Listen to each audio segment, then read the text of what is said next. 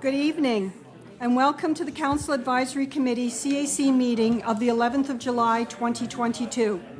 This meeting is being held in chambers and is being live streamed on Facebook Live.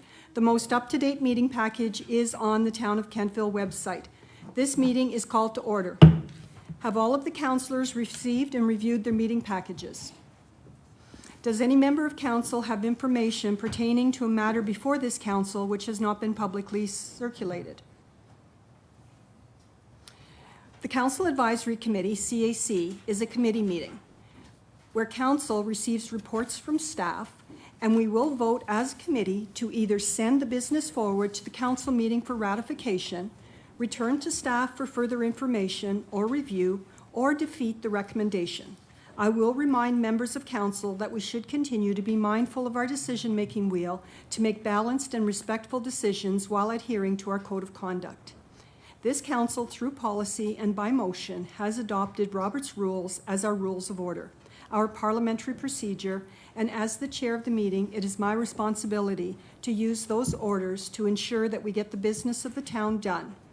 As per Robert's Rules, it should be noted that CAC meetings are transacted to carry out the business of council, the governance of the town of Kentville, and members of these meetings are the elected officials. However, this council has chosen to invite citizens of Kentville to participate during our meetings, specifically at the public comments part of the agenda, limited to 3 minutes. Additionally, correspondence is summarized during the meeting and provided in its entirety to the public as part of our meeting package. We will be voting electronically on all motions except administrative, which will be by show of hands. Are there any conflict of interest issues we should be aware of before this meeting commences? I note that all members of council are present and we have quorum. We have been provided with a proposed agenda. Are there any further additions or deletions to this agenda? Councillor Zabian. Thank you, Mayor Snow. I wanted to have a discussion, to encourage to have a discussion on public comments and correspondence. I guess the difference between the two, and further to that, when we do receive correspondence, who answers them if they are answered? Thank you. Thank you, Councillor. That matter is contained within our G70 policy, and as G70 is already on the agenda, unless there is a reason to put this further on the agenda, then it will be covered under G70. Well, I would rather put it on the agenda as a separate entity because I know we got a barrage of emails this week, and I don't know what happens to them. We get them as a council, and I don't know who answers them, and I guess the thing with what I question, and I've always questioned this, when you send an email as a citizen, who deems it to be correspondence or not? Because I know in the past when I was sitting as a citizen, you would often say, thank you for your email, Mr. Zabian, we will add this to our correspondence. So who deems whether they're going to hit correspondence? And I think we need a really clear definition for some people, the difference between a public comment and correspondence, because there's a confusion there. Public comments is at the end of a meeting, correspondence is something that you've sent in prior to, and I think that's confusing. So if anyone will support that, I'd like to have a discussion on that. Thank you. Thank you, Councillor. So we have a request to put something additional on the agenda, which is already covered under one of the matters on our agenda. Is it the wish of council to pursue? All those, Councillor Maxwell? I think we do need a definition for the two. Agreed. If it's public comments or if it's correspondence. Agreed. If we can get that out in the G70 policy, then I'm fine with that. Exactly. If not, then I'd like to see it added. No, you're correct, and that is our intention. As you know, there was a motion made which is supplementary to our current policy, and it kind of makes things a little bit difficult to navigate. So as you say, if we have clear definitions within our policy, then we can move forward. And as this is a discussion item, so my question to council is, do we have support to add this to the agenda, or are we leaving it as G70? Is there any support for Councillor Zabian's request to add this to the agenda? Deputy Mayor. Thank you, Worship. So as it is under business arising from the minutes and old business, 6D, policy statement G70 council meeting, my understanding is that we're going to have a fulsome discussion about that tonight and that there's been some red lines made by our solicitor, et cetera. So my understanding was that public comments, correspondence, meetings, votings, et cetera, everything contained in that would be discussed under that heading, That's unless correct. I'm misunderstanding. Nope, you and Councillor Maxwell have clearly stated the intent. Thank you. Councillor, there is no support for your request. It'll be done under G70. Thank you. So if I could have a motion to adopt the agenda, please. Councillor York for the motion and Councillor Huntley for the second. All those in favor? Those opposed? The motion is carried. Thank you. You have been provided with the minutes of the June 13th, 2022 CAC meeting. If there are changes, the recording secretary will annotate the minutes in red, and if there are no changes, the minutes are approved as distributed. Are there any changes? No? Moving right along. Thank you very much. We have two presentations this evening. The first is from the Annapolis Valley Trails Coalition, and I will remind council that there is an ask in this presentation, and that ask will be covered off under our grants discussion. Our second presentation is from the Kings County Community Food Council. There's also an ask in this presentation, and that ask will come before council at our July 25th council meeting. So if you have any questions with regards to either of these presentations that will help in your decision making, please make those or ask those questions while we have the experts at the podium.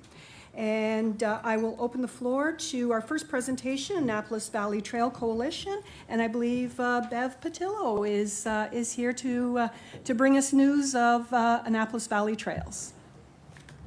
Yes. Thank you to everyone this evening. Thank you for the opportunity. And I think, okay, what do I hit to get my presentation up here? Okay. Somebody with the technical knowledge, I had sent it in. No problem, Bev. Okay, it has, okay. My apologies. No, that's fine. Okay. That's what they pay me very little money for. Well, you're doing better than I am because they don't pay me any money, so we're good. Thank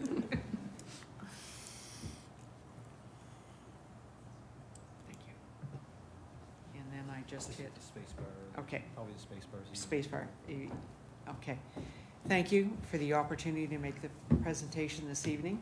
I will be fairly short, fairly sweet. Well, I'm not sure sweet, but fairly short. Some of you may be aware of the coalition, some of you may not be. So I'm going to give you a little bit of brief history, and then I'm going to go into some other things that the coalition is doing.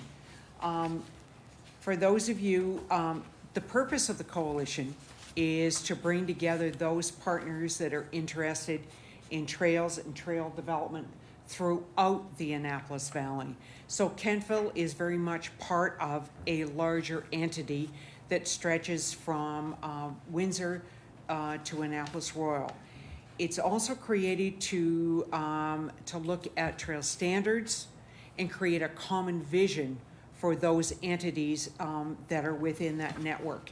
It also provides us an opportunity as trail managers and trail builders and trail groups to get together and network about challenges and opportunities and those things that we need to build more trails throughout the Annapolis Valley. It has also allowed us, with funding from all of our partners, to hire a trail coordinator for the Valley region, and that trail coordinator provides support for all of our builders, maintainers, and managers of trails throughout the region served by the coalition. Our membership, it's a true partnership consisting of representatives from our municipalities, both Kings and Annapolis, towns and villages, of which there are 7, trail groups, which there are 7, and 2 community trail members at large. Also, our Department of Community Culture, Tourism, and Heritage, and I never get that one right now, CCTH. But that's the membership of the coalition. And then we look at our board structure. We have 5 directors that are elected annually from our trail groups. 5 from are elected annually, but all of our municipal towns and villages move forward names of the representatives that have been selected by council, and then they are affirmed at our AGM each year. So they are elected annually at our AGM. We have 2 directors at large. Ex officio on our board are, again, Community Culture, Tourism, and Heritage, and our ABTC Trail Coordinator. So that's what our board looks like. We meet usually about every 2 to 3 months. During COVID, it has been pretty well over Zoom, but our AGM was in person, and we will probably look at doing at least one meeting in person. The rest will be over Zoom. And then what does our system look like? Well, believe it or not, it's 3,700 kilometers of hiking, walking, biking, snowmobiling, cross-country skiing, and ATV trails throughout the valley. That encompasses 307 bridges, 2,000 culverts, give or take, on a given day, whether or not we've had a storm, and lots of adjacent landowners, and 250 rail crossings. One of our biggest trails is the Harvest Moon Trailway, which currently extends from Grand Prairie to Annapolis Royal. We are looking at extending it beyond Annapolis Royal through to Digby, and work is going on by the trail group down there to look at extending that. But that is it's not an easy process, because that is under the Department of Natural Resources and Renewables, and it requires LOAs and community consultation. So that will be a couple of years in getting all of the paperwork together as we move forward on that. How are we funded? We are funded through our municipalities, and this breaks down how we do our funding. It's based on universal assessment and on population, and we've updated this for the 2016 population statistics. So it shows you what each of the entities is contributing to the coalition, and that $40,000 that comes from all of our entities is then married with money that we receive from Community Culture, Tourism, and Heritage under their Community Leadership Fund, and that allows us to hire a trail coordinator. We also receive some money that the trail coordinator, when he does special projects with entities outside our membership, we do charge a fee for that. So there is some additional money that comes in with that. But the bulk of our money comes from the provincial government and from our municipalities. You can see and all of our funding partners, particularly both Annapolis County and Kings County, they have come to us and said, we would like to do contract agreements that last for the 3 years, so we are not part of the annual funding cycle, for which I am truly grateful. So we have contracts with both Annapolis and Kings County for a 3-year cycle with a small increase every year, so that we at least are assured of that funding, and we do not have to apply for it every year. Yes, we do a final report every year, and then the funding flows forward from there. Kings County came on board 2 years ago, and Annapolis has just come on board this year, so it does make a difference for us as far as knowing what our stable funding base is.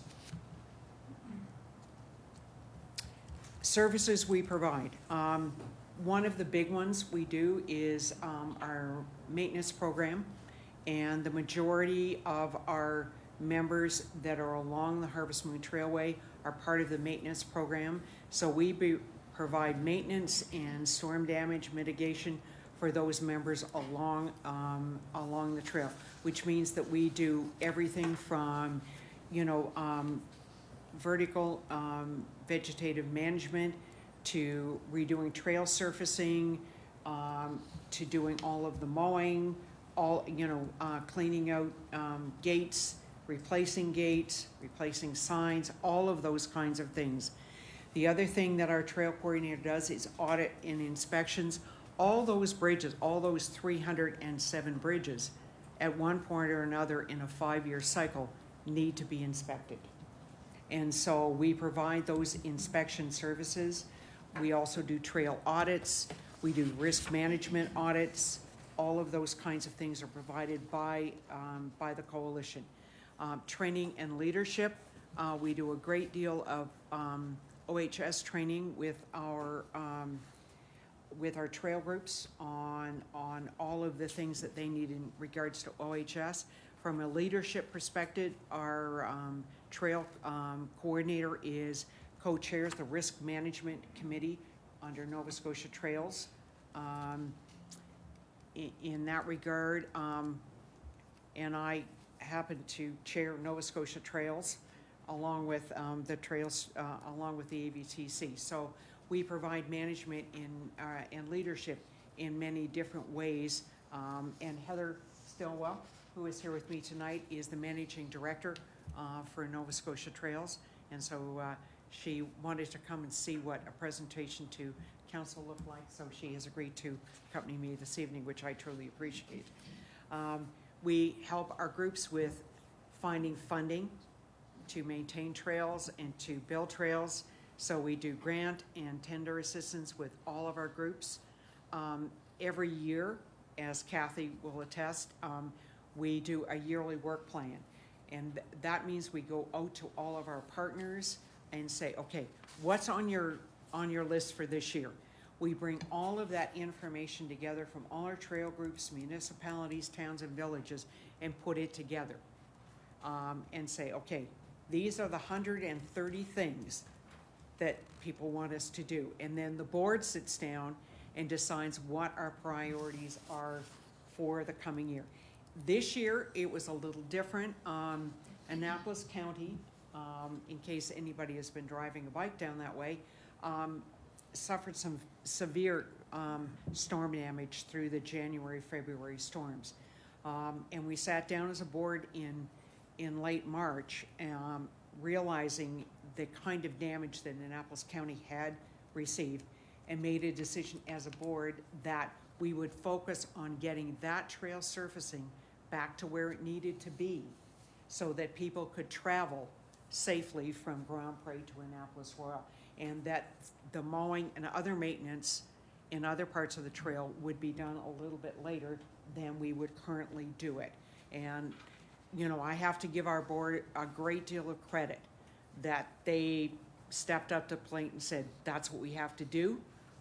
And so that has been done. We have brought that surfacing in Annapolis County up to snuff, and so that people can safely use that part of the trail.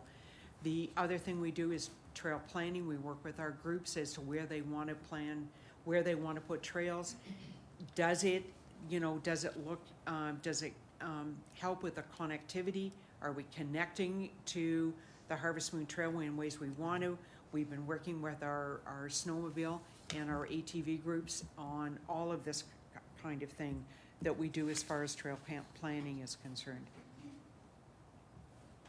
Now, marketing. Get on your phones, go to destinationtrailsnovascotia.com. This is where we do our marketing. We realized in talking to our partners across the province that none of us had the expertise to do a really good website. so that people could click and say, I want to go from here to here, but I don't know how to do it, and I don't know where to stay, I don't know where to eat, I don't know where to get off the trail. So we partnered with Celtic Shores, which is up in Cape Breton, and Rum Runners on the South Shore. And we created a website that's Destination Trails Nova Scotia. So it has all three destination trails on it. We also work with tourism in regards to places to stay. So if you go on the website, there's a red banner that goes across the top that tells you where our maintenance crews are on any day on the Harvest Moon Trailway, so people know where they're going to expect maintenance crews. And also on those websites, it tells you what the grade is, what the surfacing is. It also, you can click on any place, it tells you where to stay or where to eat.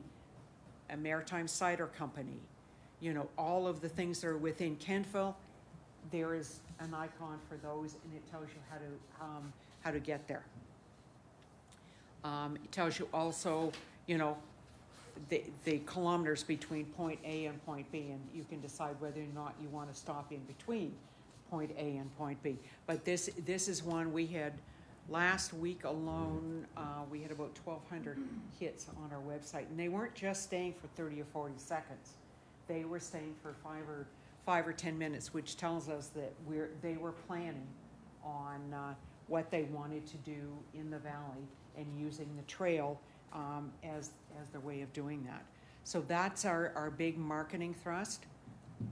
A couple of things that you might not be aware of is that from the provincial perspective, is that there are 10,000 kilometers of shared use trail in Nova Scotia, and 88% of those trails are located in a rural area, and 400 trail groups, and most of those trail groups are all volunteers, and they're all in rural areas, and they build and maintain those trails.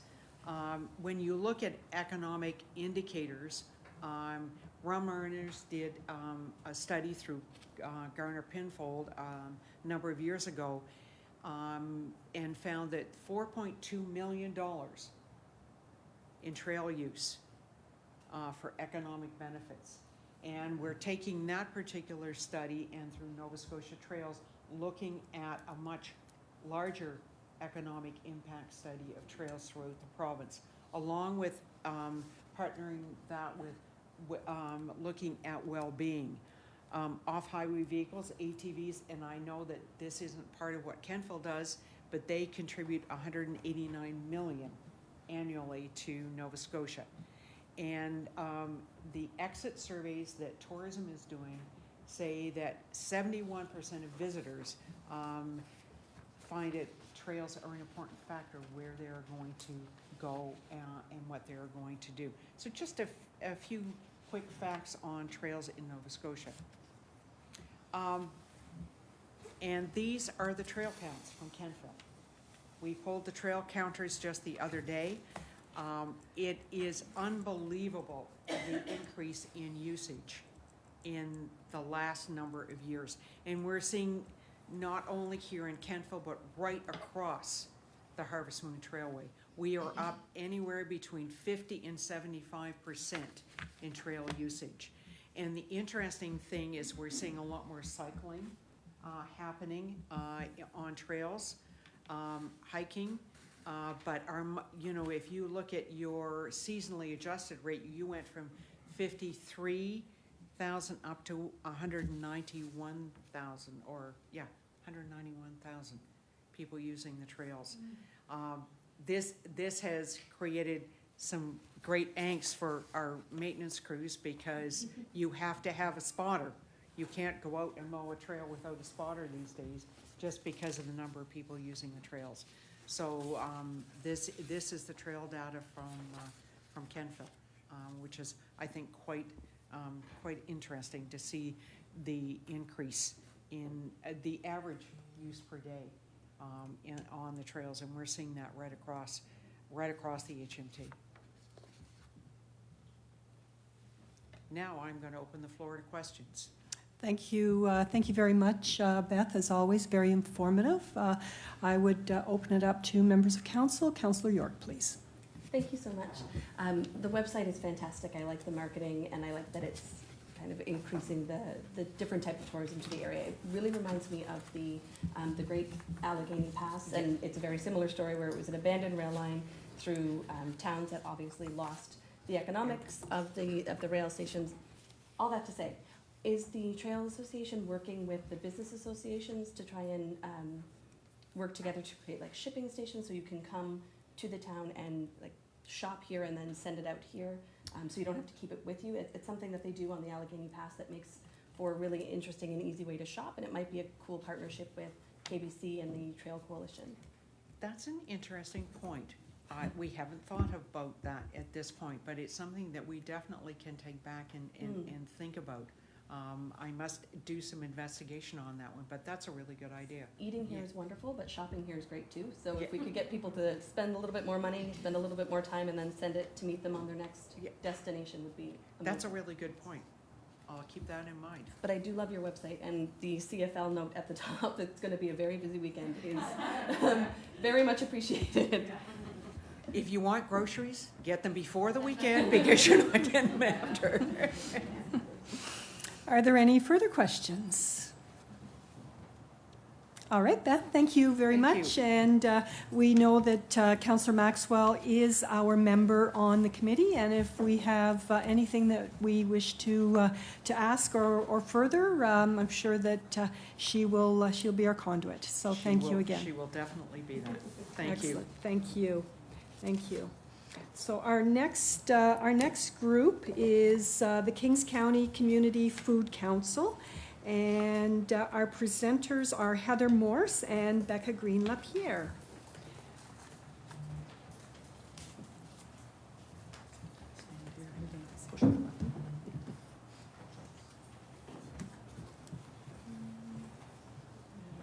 Find my mouse.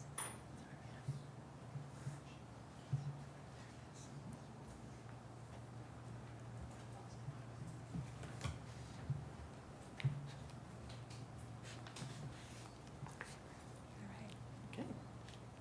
So good evening, everyone, and thank you for providing us with this opportunity to speak with you this evening. We have a fairly short presentation and a very, I think, a simple ask, and it doesn't involve funding or money, so you can rest assured that we'll move right along.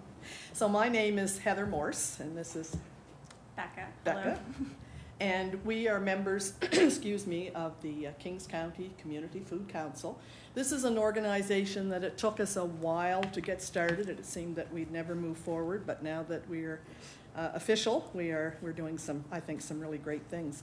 So we're here this evening to talk to you about the importance of school food. And school food, certainly affordable is the word that we're using in a lot of things today, but affordable, nutritious, and certainly locally sourced, and that's something we've been working on in a number of areas. So we want all students in this area, in KCA, in Kings County, and across Canada to be able to access the food that all students need to grow, learn, and to thrive. Maybe just go to the next slide here, yeah. So this is who we are, the Kings County Community Food Council. We are a group that's dedicated to lead, excuse me, and collaborate on work in our communities to strengthen our food system. And there's our vision. We are hoping that Kings County will be able to have a sustainable local food system where everyone will have access to enough nutritious, safe, ecological, and culturally appropriate food. And one of our goals for the Kings County Community Food Council is school food, and so we're doing a lot of work in that area, as we'll share further. Having been a former school principal, school food is incredibly important in our schools. Sometimes people judge and say, why should the schools have to provide food? That's the responsibility of the parents or guardians. And this is something that, having witnessed things from breakfast clubs to recess snacks to lunches, has a great impact on our youth, because we can have children or older students coming to school. It can affect their behavior. can affect their concentration, and the list goes on of the number of things that we would see in the school system due to lack of nutritious food. So what is the Coalition for Healthy School Food? There are well over 190 nonprofit members across the country who are advocating for a universal, cost-shared, healthy, Canada-wide school food program. We want to see that all of our children having daily access to healthy food at school, regardless of the circumstances. And we are an endorser of this program.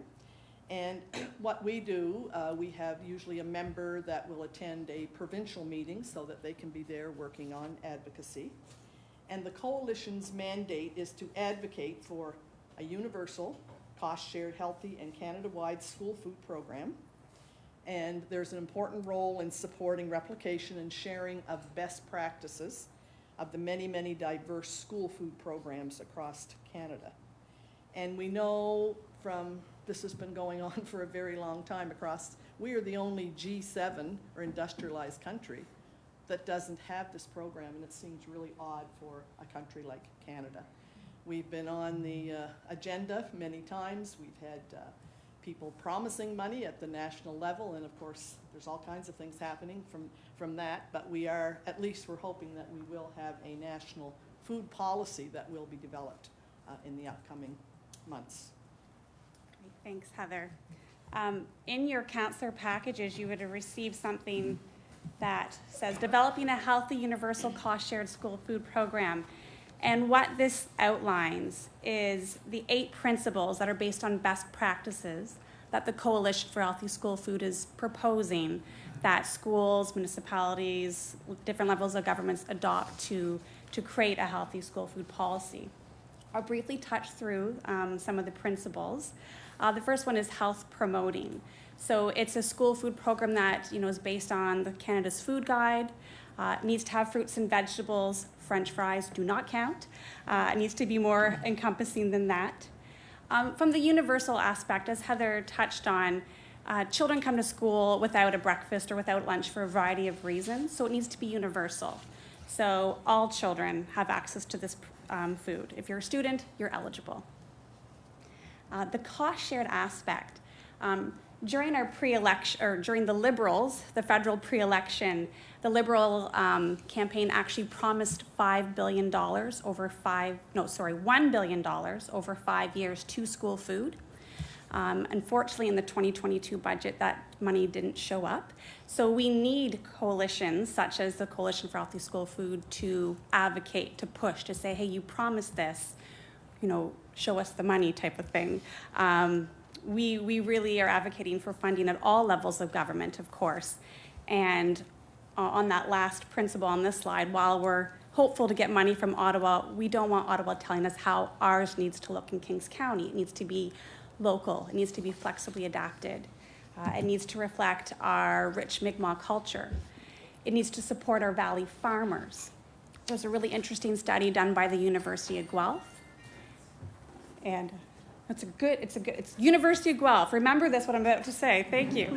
And it showed that if Canada adopted a school-wide program, and they even set the procurement policy for a local procurement at only 30%, so every school had to at least purchase 30% of their food as local, it could provide over 200,000 jobs across the country.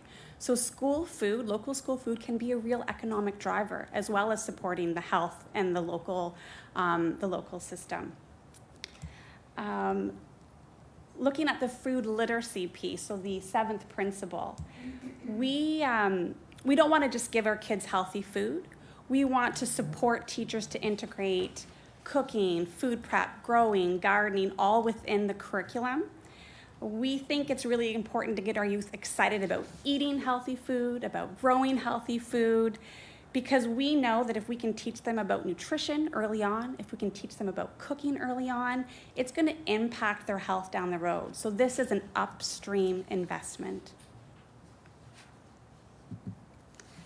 It's a fuzzy picture, but this is KCA, and I'm sure this council is really aware that our school is a leader in this area, and of course, we cannot help but acknowledge Jillian York, one of our town councillors, for really getting our school food cafeteria in Kentville to just to be a national leader.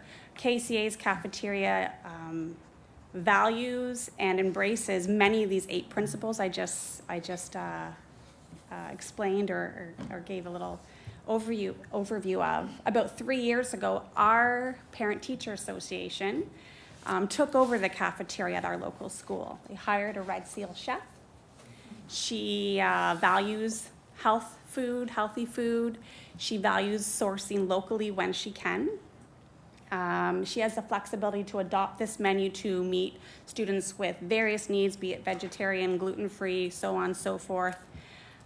It's become such a successful school food program. They've hired 2 additional cafeteria assistants.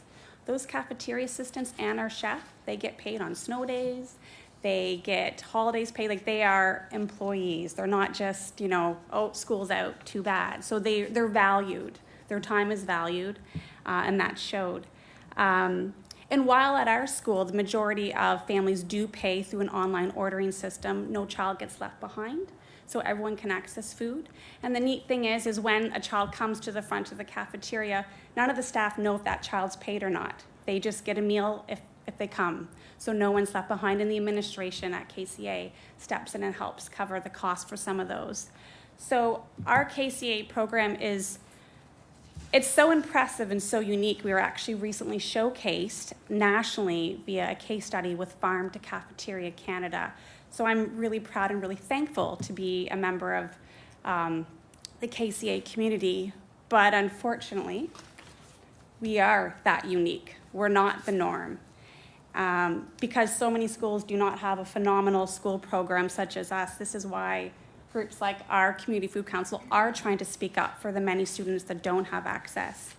If you look in your counselor package, you'll have a pamphlet that says why it matters. And as Heather alluded, Canada remains one of the few industrial countries without a national school food program. In 2017, UNICEF put out a report card, and they actually ranked us 37th out of 41 high-income countries when it comes to providing healthy food to children. We've got a patchwork of school food programs across the country right now, and it's not serving our 5 million students very well. So why do we ask you to support the Coalition of Healthy School Food? We really need a coalition such as this to put pressure on government, on decision makers.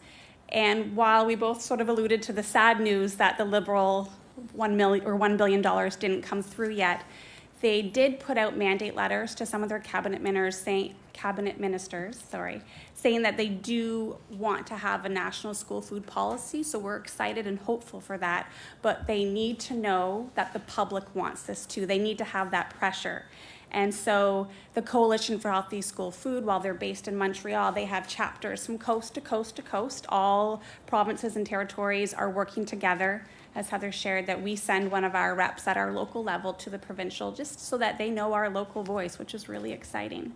They're nonpartisan, and they do really good work to advocate for a meal program in line with those 8 guiding principles. And so we're reaching out to organizations, to municipalities to unite, to say that together we believe that all children should have access to healthy food. Shouldn't matter your family income, shouldn't matter your geographic location, shouldn't matter if you have an amazing PTA like KCA does. We're really, really blessed. It shouldn't matter. All kids should have access to healthy food.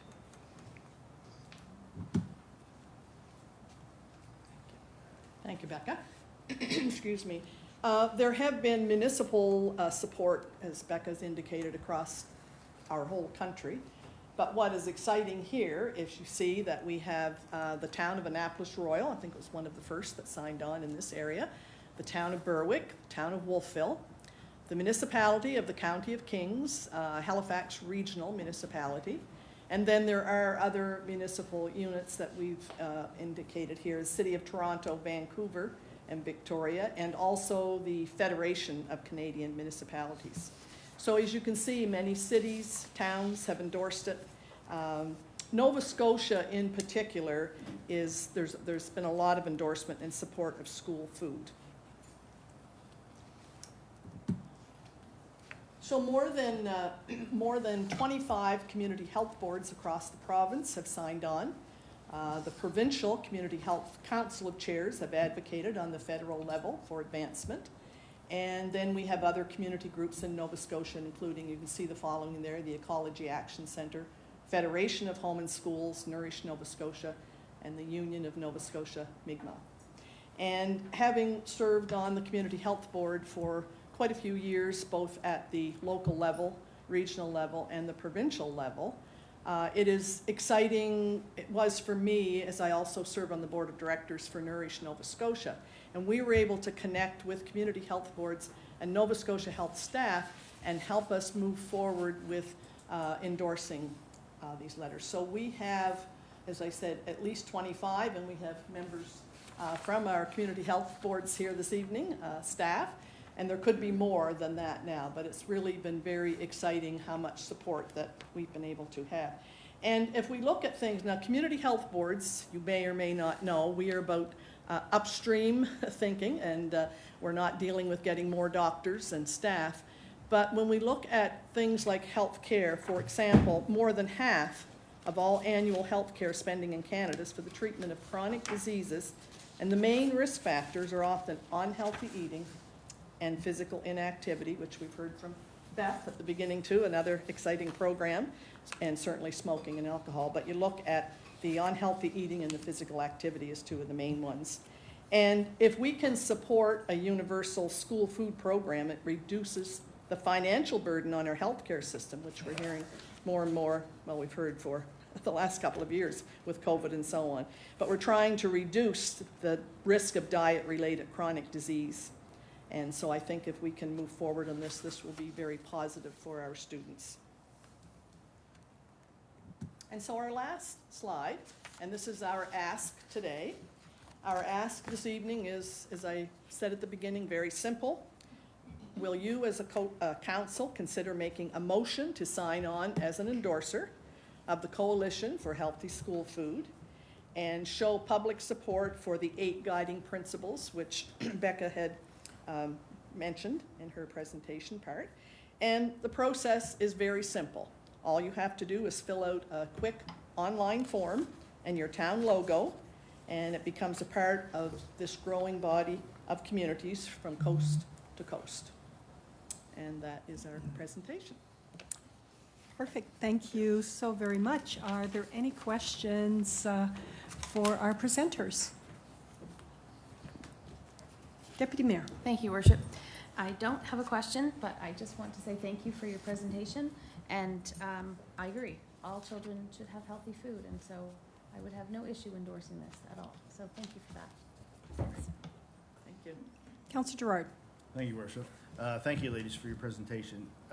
Just a question. I know this is primarily about access to healthy food, but is there any hands-on, do the schools provide any hands-on prep or growing or anything like that as well? You go ahead, you're in directly in school. So right now, every school, it really depends on what administrator is there, what teachers are there, who's interested in it. Mm-hmm. So part of what the coalition wants to do is provide support so that all schools could implement, growing or different opportunities for kids to interact with food more. So there are, they call it food studies right now. So if you're in middle school, it's part of the curriculum, a small few weeks for middle school students to do that. I can't speak to all schools, but there's not really a connect between what happens at food studies and what happens in the cafeteria per se. So something where students and staff are more supported to actually have the students growing and prepping food that they eat. There brings a lot more, when you grow your own food or when you have more autonomy to say what you want in your cafeteria, you're more likely to eat it and participate and be excited about it. So the coalition, part of that principle is that locally flexible to see, what are the strengths of the local school community and how can they support them to implement curriculum, considering their geographic location and whatnot. Perfect. Yeah. Does that answer your question? Yep, absolutely. Yeah. Thank you. And just to add to that, my experience as a teacher and as a principal, the more you include the students in that type of thing, it is just a piece of cake, where I've had broccoli, for example, put on, and some parents would say, the kids Broccoli won't cake, eat it's that. broccoli cake, They right? won't Yeah. eat that. And the kids love it. Or let's make, our pizza and let's make it whole wheat. Oh, the kids won't eat that. They love it. So you got to get the kids on board. Counselor Huntley. Thank you. I love the message. I have supported children and food for years. But the one thing that a lot of people sometimes just don't think about is it's not just about filling their bellies. And it's about their attention to education. They become more engaged in class.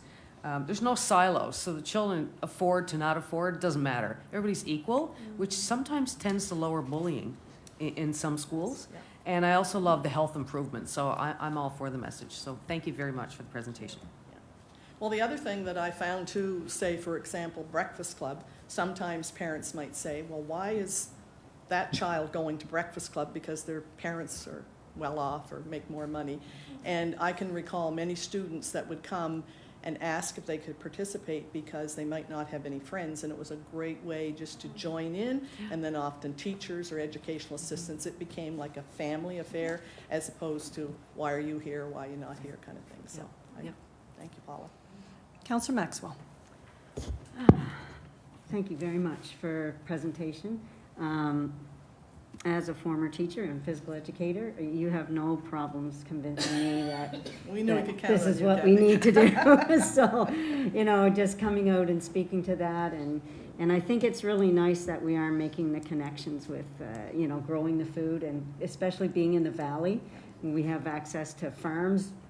A lot of kids grow up on the farms here in the valley, and so making that connection for them, I think, is really important. So, excellent presentation. Thank you very much. Well, one other thing with the community health boards too, we have been making a lot of connections with local politicians. And some of our MLAs and MPs indicated that they didn't really know a whole lot about what we were talking about and almost felt, you should have let us know. And we said, no, that's why we're here speaking to you, to let you know. And then they've been following up with us, and we've had some great uptake just making those connections, so that's been good. Excellent, excellent presentation. Becca, without letting anything out of the bag, can you tell council about the initiative at KCA with vertical growing? Sure. We, myself and another parent, we co-wrote a grant to get some Farm to Cafeteria Canada money, and the middle school science teacher is able to purchase a vertical growing tower, so you can grow your lettuce and whatnot, and the plan is to have 2 of those and to have those grow some of the greens for the salad bar. We also got money to grow some microgreens, so like pea shoots and things like that, which are incredibly easy. You can't kill them. Can you kill them, Dave? I don't think you can kill them. They're pretty hardy. So even if the weekend goes by and the teachers forget to water them till Wednesday, they'll be okay. But then the students can grow their own peas in the middle of winter and have greens and whatnot. We got a bit more funding to have an after-school curriculum. It's called a Kitchen Brigades, or an after-school cooking program. So our Red Seal chef, like how many people get to work under a Red Seal chef? So these students will get to, voluntarily choose to be a part of this after-school program and do some cooking. And we got money so they can go home with a little kit, so their own chef's knife and an apron, and kind of have some of the tools they'll need to cook at home as well. So, yeah, so we're really thankful for that money from Farm to Cafeteria Canada, and we're really thankful that the administrators at KCA support this, because they have to be on board to do things like this. So we're really grateful for them. Yeah. Excellent, thank you. Is there a way that citizens can make donations? Are there tax receipts available to help fund any of these initiatives? I will find a way to make sure Okay. that happens, but All right. the PTA, the KCA PTA is a charity, Right, okay. nonprofit. Can I ask you that, Jillian, to answer that question? I'll put you on the spot. Yeah. Okay. Yes, you can. Okay, so We will tax happily receipt- take money. Okay, and And we tax have receipts are available? And receipts, yes. All right, folks, there you have it. KCA leading the way in this country. It really is, yeah. So I notice in your endorsements that one of your endorsements is with the Federation of Canadian Municipalities. So I want to say that Nova Scotia has its own Federation of Municipalities, and our annual meeting will be November 2nd to 4th in Halifax. What do you ladies think about coming and making a presentation there if I can get you some stage time? That would be really fun. I know we've chatted with Emily. Okay. Is she the chair of the Fed? Or She is now the past president. the past Yes, president? yes, Okay, yes. yeah. So Emily is from the municipality of Kings County, one of the counts, or the deputy mayor there. Deputy Mayor Lutz, So yes. she has very graciously given us some pointers on how to get on there, Okay. but we would love for you to facilitate that. So, Okay. yeah. Okay. Thank you. Yeah, And that would- our contact, or Jennifer West has my contact information. course. Jillian does as well, so thank you. So this will go before council on July 25th, and I think as you went around the horseshoe, you pretty much got a sense of your support. So again, thank you very much, ladies, and we truly appreciate your time this evening. Thank you for Thank your you time. for your you. time. All right.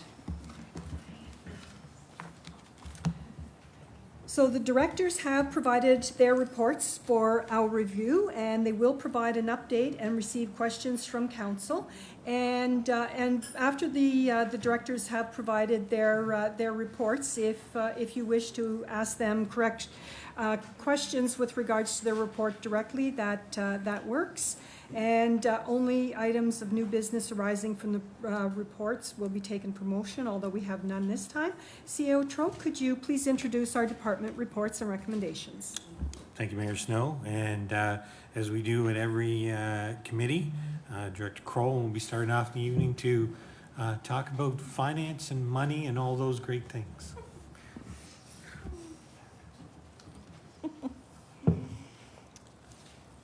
Well, good evening to everybody. It's my pleasure to bring you the information from the Finance Department for the month ended June the 30th. I will highlight a few notes under my summary. I wanted to let you know that the federal grant in lieu has been applied for with the Senate to the federal government. Hopefully we'll see the funds transact before the due date of the final bill, which would be October the 3rd.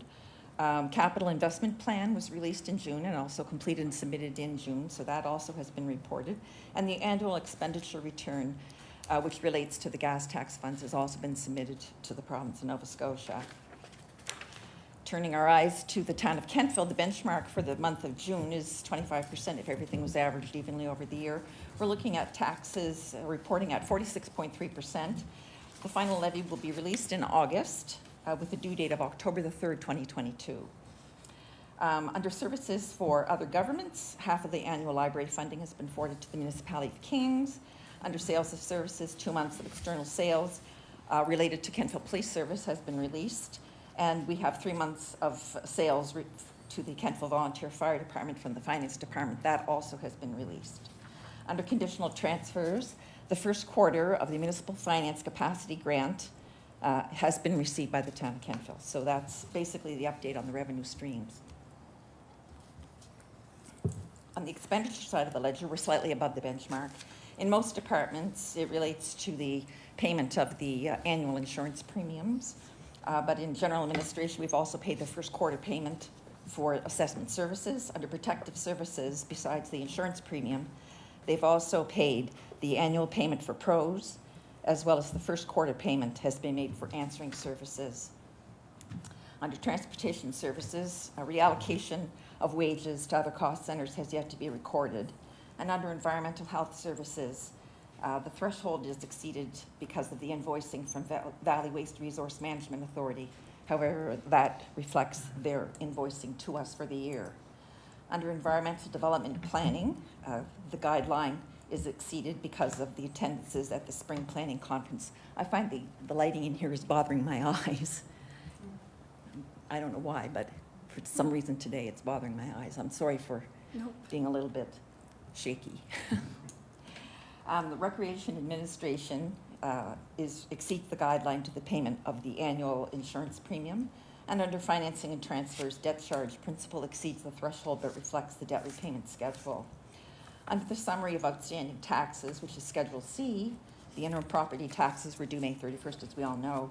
The current tax levy at June 30th is actually a prepayment of the final levy. We're showing a credit balance of $132,691. The total property tax owed, well, there isn't anything owed at June 30th. It's a prepayment, a credit balance of $110,774, or 102.4% collected of the interim levy. The Town of Kentville Capital Investment Plan, which is Schedule G, is showing the capital projects at the end of June. We have $4.5 million budget, and at the date of writing, we have expended $162,436, or 3.6%. So that is my report, and my only report this month from the Finance Department. Excellent. Thank you very much, Director Kroll. Are there any questions for the director? You can questions directly. Deputy Mayor. Thank you, Worship. I don't actually have a question. I just have a comment because I'm still super, super excited. We had the audit committee, Councillor Zabian sits on that committee as well, and we had our meeting today, which the draft statements came, and they'll come to our council meeting at the end of the month. But it was a glowing report from our auditor, and I'm really, really excited about that. And he said a couple of things that really stuck with me. He said we on council are stewards over the town's money, and that he noted also too that he truly appreciates the transparency that's shown in our town. And so I'm really excited about I think he and who else? Some other folks from the audit committee will be here to do a presentation at the end of the month. So I'm excited. It was a about good that. report. It was a great report. So thank you for that and all your work to you and the staff. So Well, thank you very much. I'll pass that along. Thank you. Councillor Zabian. Thank you. I just want to thank the entire Department of Finance. We've got a stellar finance department here in Kentville, and I think a lot of times that goes unnoticed, all our departments, but they do a bang-up job, and obviously the town makes money, but I mean, they keep everything in order, so we have to give them credit and appreciate all that they do. Thank you. Are there any other questions for the director with regards to this report? None? All right, Deb, Thanks. thank you so much.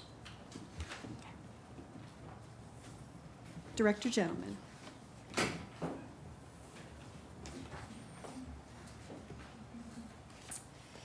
Good evening, and thank you, Council. For the month of June, we issued 13 permits with a building valuation of $592,626. That has brought us to a year total so far of $16.9 million, just slightly over $16.9 million. A little less than last year, but we're hoping for a lot more to come this year.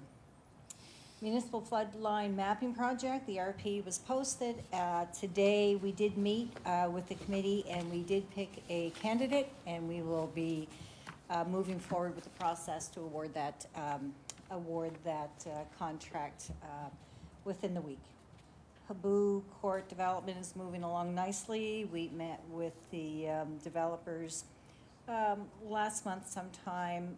They're underway with developing their second phase, if they're able to do so, and a lot of that's going to include a lot of the amenity spaces, park spaces, maybe even a community garden in the area for the community.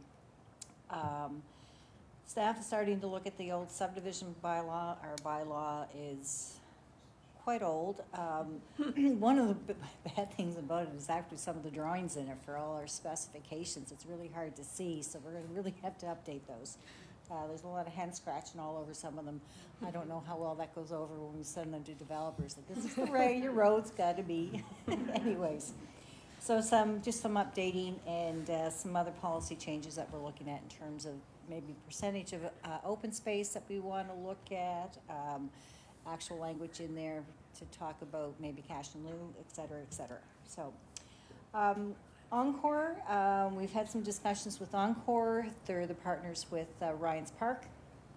They're looking at some small redesign elements of their development, so we're just looking at those, waiting for them to submit those. It sounds like it's going to be one less building and maybe higher buildings. And that obviously is a result of the cost of construction these days. It's just so much easier to go up than it is to go out. And we're also planning and engineering. We're working with a developer off of Chester Avenue with the new development up there. And looking at some other projects that get spurred on as a result of lands being developed, such as connecting backlands that don't have any frontage to ensure that there's road networks that are planned and planned properly to be able to allow for the redevelopment of those backlands. So, side of the meetings and the events listed in the report, that's what I have for the month. Excellent, thank you very much. Director Gentleman, are there any questions for the director? Deputy Mayor. Thank you, Worship. Thank you, Director. With respect to Encore, so one less building but going higher up, so all in all, is it the same number of units or? Maybe more. We don't know. It's just Yep. general discussions right now. Yep. So if, depending on how high they can go, how high, and it'll be a community consultation process as well, how high they can really go. As many of you know that sat on the review committee 4 years ago, 5 years ago, we don't have height limitations. Yeah. So depending on what comes out of this, may transpire the need to look at height requirements, but I guess we'll just wait and see. But Thank you. Thank you. Councillor Huntley. Thank you. Hi, Beth. Hi. A couple of times now, we've talked about municipal floodline mapping project. And for some of the people maybe at home or some in this room, can you just tell us what that is? it's basically an update to the flood mapping, floodplain mapping within the whole Kings County area. So though we're only a small component within that whole project, the reality is it's really going to be Kentville, Wolfville, and some of the lower lying areas that have rivers running through them. Certainly a watershed mapping program for the North Mountain isn't really going to be much to worry about. You might have, a big rain one time, but certainly you're not going to have the flooding problems that potentially happen as a result of storm surges, ice jams, all those different things that can add to major flooding issues. Yes. Thank you, Bev. You're welcome. Are there any further questions for the director? Anybody wondering, that's our alarm system setting. All right, Director, thank you very much for your presentation. Thank you. CAO, did you want to take the Community Economic Development Coordinator report? I think just a couple of quick highlights. Obviously, the Visitor Information Center off to a great start. There's been some work going on down there, including also some of our work now on our TikTok videos, so encourage people to check it out. There is budgets and planning with regards to the historic Kentville video. They've kind of settled on that, and the shoot's going to be in September, so there's lots of work going on there. KBC Festival of Flowers is around the corner, so the town's displays are out and being maintained. Encourage folks to take a stroll around and see those. And as well, the Gateway landscaping work is still on the books and being planned forward for this year. We're just waiting on a few items from the greenhouses. So that's a quick update for this session. Excellent. Are there any questions for that report? Councillor York. Not a question, but it is a comment about the TikTok account. It is absolutely fantastic if you haven't had a chance. I know our summer staff have been on it with the summer programming, but our visitor center is up there and representing really well, and there's a lot of really excellent information up there. So congratulations to Michaela for, making me feel a little bit cool, but also for really heightening the profile on a younger platform. So well done. So does that mean we're cool now? Okay. All right, moving right along to Parks and Recreation, Director Bedingfield. The mic is yours. Good evening, Council. Not to be outdone by TikTok, but I do want to point out that Parks and Recreation has our own Instagram account, and the reels are quite hilarious. So if you want to see some updates from Parks specifically, we've got Nick down there sending videos to Ashley all the time around pool maintenance and things like that. So super cool. So just follow us on Instagram. Under operations for facilities, we now have a full complement of summer staff working in our parks, so that's really great. So make sure you wave to them as you go by. They're working their little tushes off as the weather gets hotter and hotter to keep our town nice and neat. The Kentville Ravine remains closed to the public. We continue to get calls asking for updates on what's going on, and of course we don't have those updates. Those are left with the Department of Agriculture. I encourage everyone to contact them. The Gorge has received some maintenance this past month in preparation for bike racing season. Also, if you remember, I reported in the previous months that we did find the woolly adelgid in the Gorge. So we've been up there a few times trying to discuss how to isolate that area a little bit, while also hosting the magnitude of recreation users that are using that trail. So that's a conversation that we're continuing to have. We're also waiting on the community group that is helping us and supporting us with how to deal with the invasive species. They're in the process of writing a proposal, and when we get that proposal, we'll bring a recommendation forward to council. We have purchased a wireless system for Memorial Park scoreboard. I know that was a big concern for some folks. It didn't seem worth it to dig up the whole field, so we just went wireless. And the problem is solved. And we've also had 2 people that did their lift certification, which means that the next step is for them now to be able to paint the scoreboard. So all of this will be happening soon. The pool and splash pad have officially opened. It says here just in time for Canada Day. The splash pad had, the pool did not. It's definitely showing its age this year. If we want to talk about aging facilities, this is be a good year to start that conversation. We've had a lot of trouble. The splash pad is closed again for today. That seems to be an electric issue.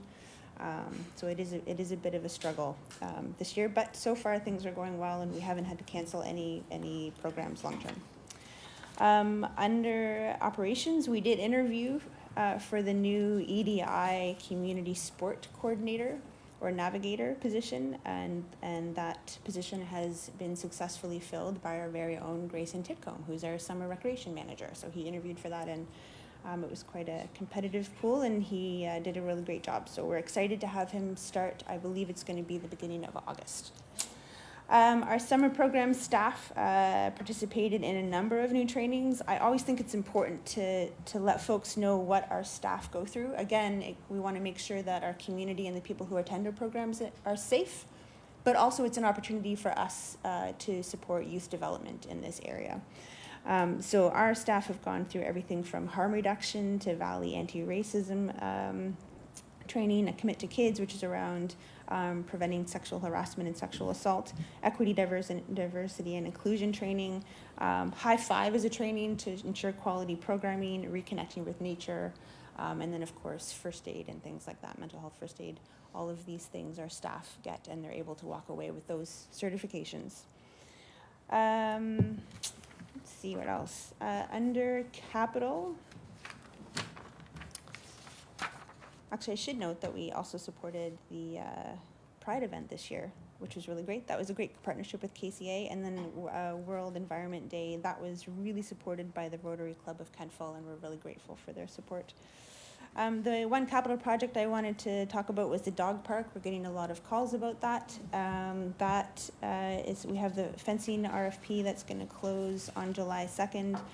We're hoping to get that going in the next couple months and have things hopefully started in September.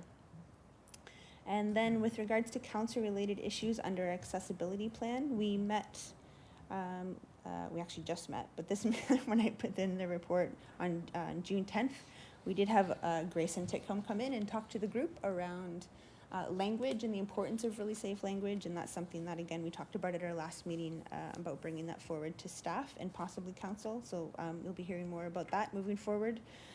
Our active transportation plan, I'll take the thunder away from Director Bell, but he's actually doing all the heavy lifting on this one. The tender that's going to be going out, I just leaned over to him and said, when's that going to happen? And so what he told me was that it's going to be released in the coming weeks, closing late July, and that will be to cover the majority of our projects under this the AT plan for this year.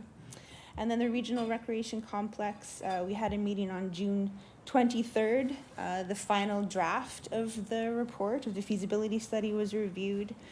Final edits are being sent as we speak, and then the plan right now is that we reconvene to discuss next steps in late summer. There's discussions around whether or not we have a joint council meeting or there's presentation to individual councils. There's a whole bunch of things up on the table, but we'll be sure to continue to keep everybody updated. And that's my report. Excellent. Thank you very much. Councillor Zabian. Thank you. Thanks, Director Bedingfield. Did you see the splash pad was down again? Did you? Today, yeah. Yeah, okay. And you just think it's electrical, or you don't, or they haven't really looked at it yet? It is electrical. Okay. Yeah. And do you have any timeline on?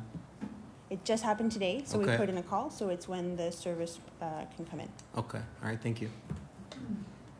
Councillor Gerard. Thank you, Your Worship.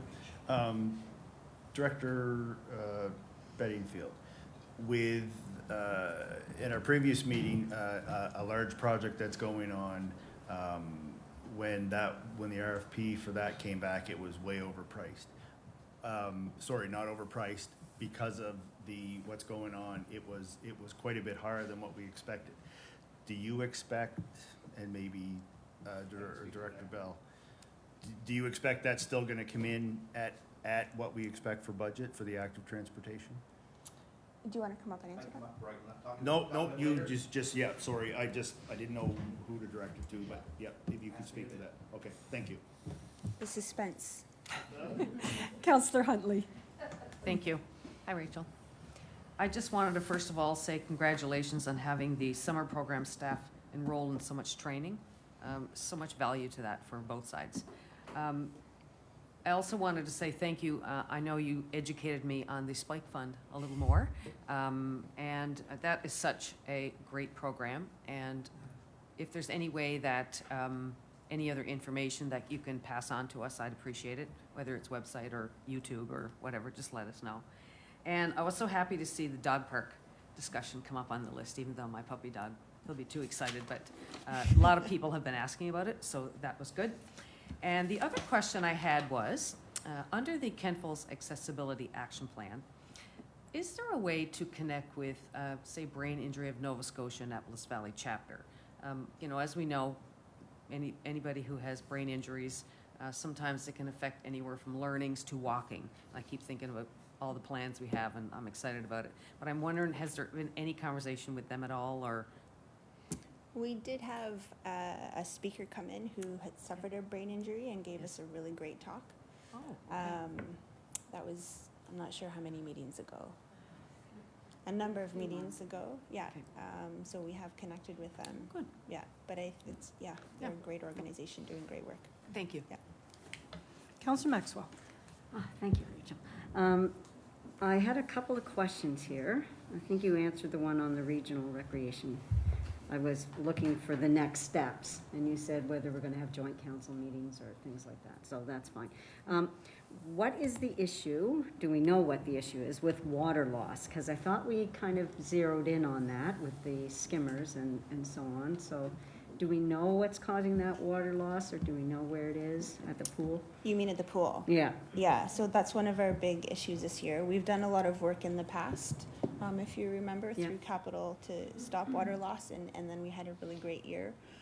We're not sure, and we're not going to be sure until the pool season is over, because we're going to need to drain the pool and do a bit of an inspection. Okay. So what's happening is that when the water gets below the skimmers, then it impacts the pumps. Okay. So we just have to keep topping it up.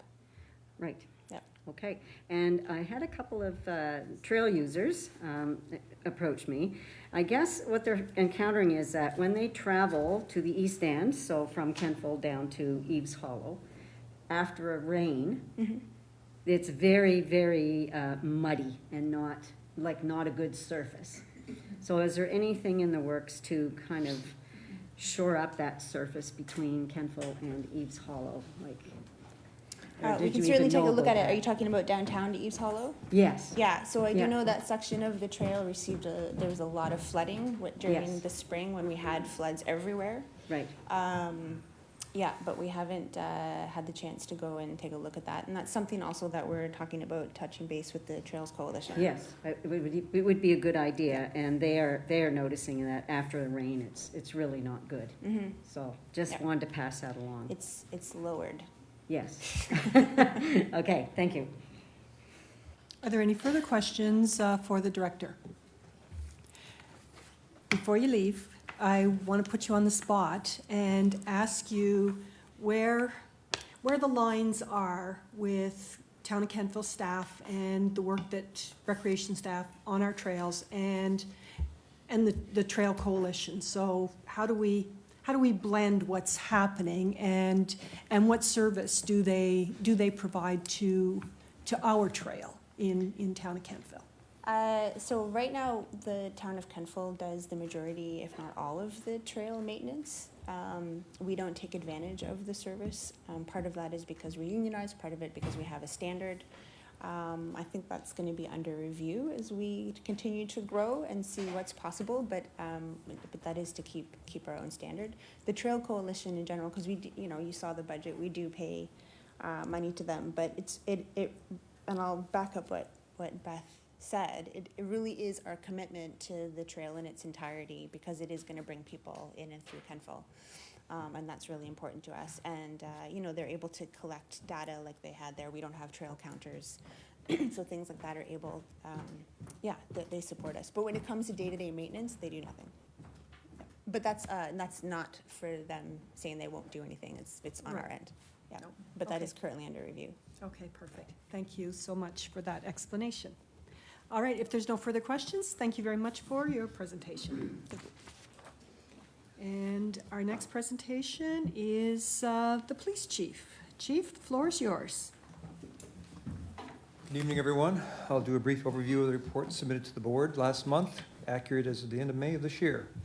So with finances, there's no major areas of concern. Our auxiliary budget is showing at 170%, but that's actually an error. Some of that equipment is going to go back to our equipment line, and that'll be corrected next month. Our maintenance is showing at 37%, which is a little high, but that's due to the purchase of new chairs, which are budgeted in our operating account. Our total police protection is at 16.3%, which is in line where we should be for that time. There's nothing significant in our other account. It's all listed there for your review to see what we spent the money on. The bylaw trends are similar month to month. There's more assist police calls up this month, 16. So we've been very busy helping out with helping the troops out. The calls for service, no big trends. We've had 442 calls last month noted. Our mental health calls continue to be an impact at 40 at least. That's just on mental health. There's significantly more calls mental health related for sure. And we had 2 assault police officer files of note last month. From the chief's report, we've had a number of additions. Our community engagement sergeant position was filled. We've hired our community crisis navigator, which is a big impact, I think, so far. We brought on 2 new auxiliary members last month. We promoted one longtime serving Kentville officer to sergeant, and we transferred another person to CISNS. So a lot of movement last month for Kentville Police. And that's a very quick and brief overview of my reports. If there's any Thank you very questions. much, Chief. Are there any questions for the chief? They're letting you off easy tonight. That's good, thank you. Thanks, Chief. All right, our next report is from Engineering and Public Works, Director Bell, please.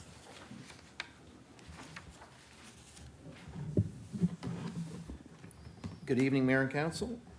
I'll start, as I often do, with the Water Commission. Kentville Water Commission had 2 water breaks in June, which is not particularly unusual considering the vast size of our water system. These were promptly repaired by our Public Works crew. Operationally, the system is working as expected, and we will be receiving tenders for the drilling and development of a new production well within the coming weeks.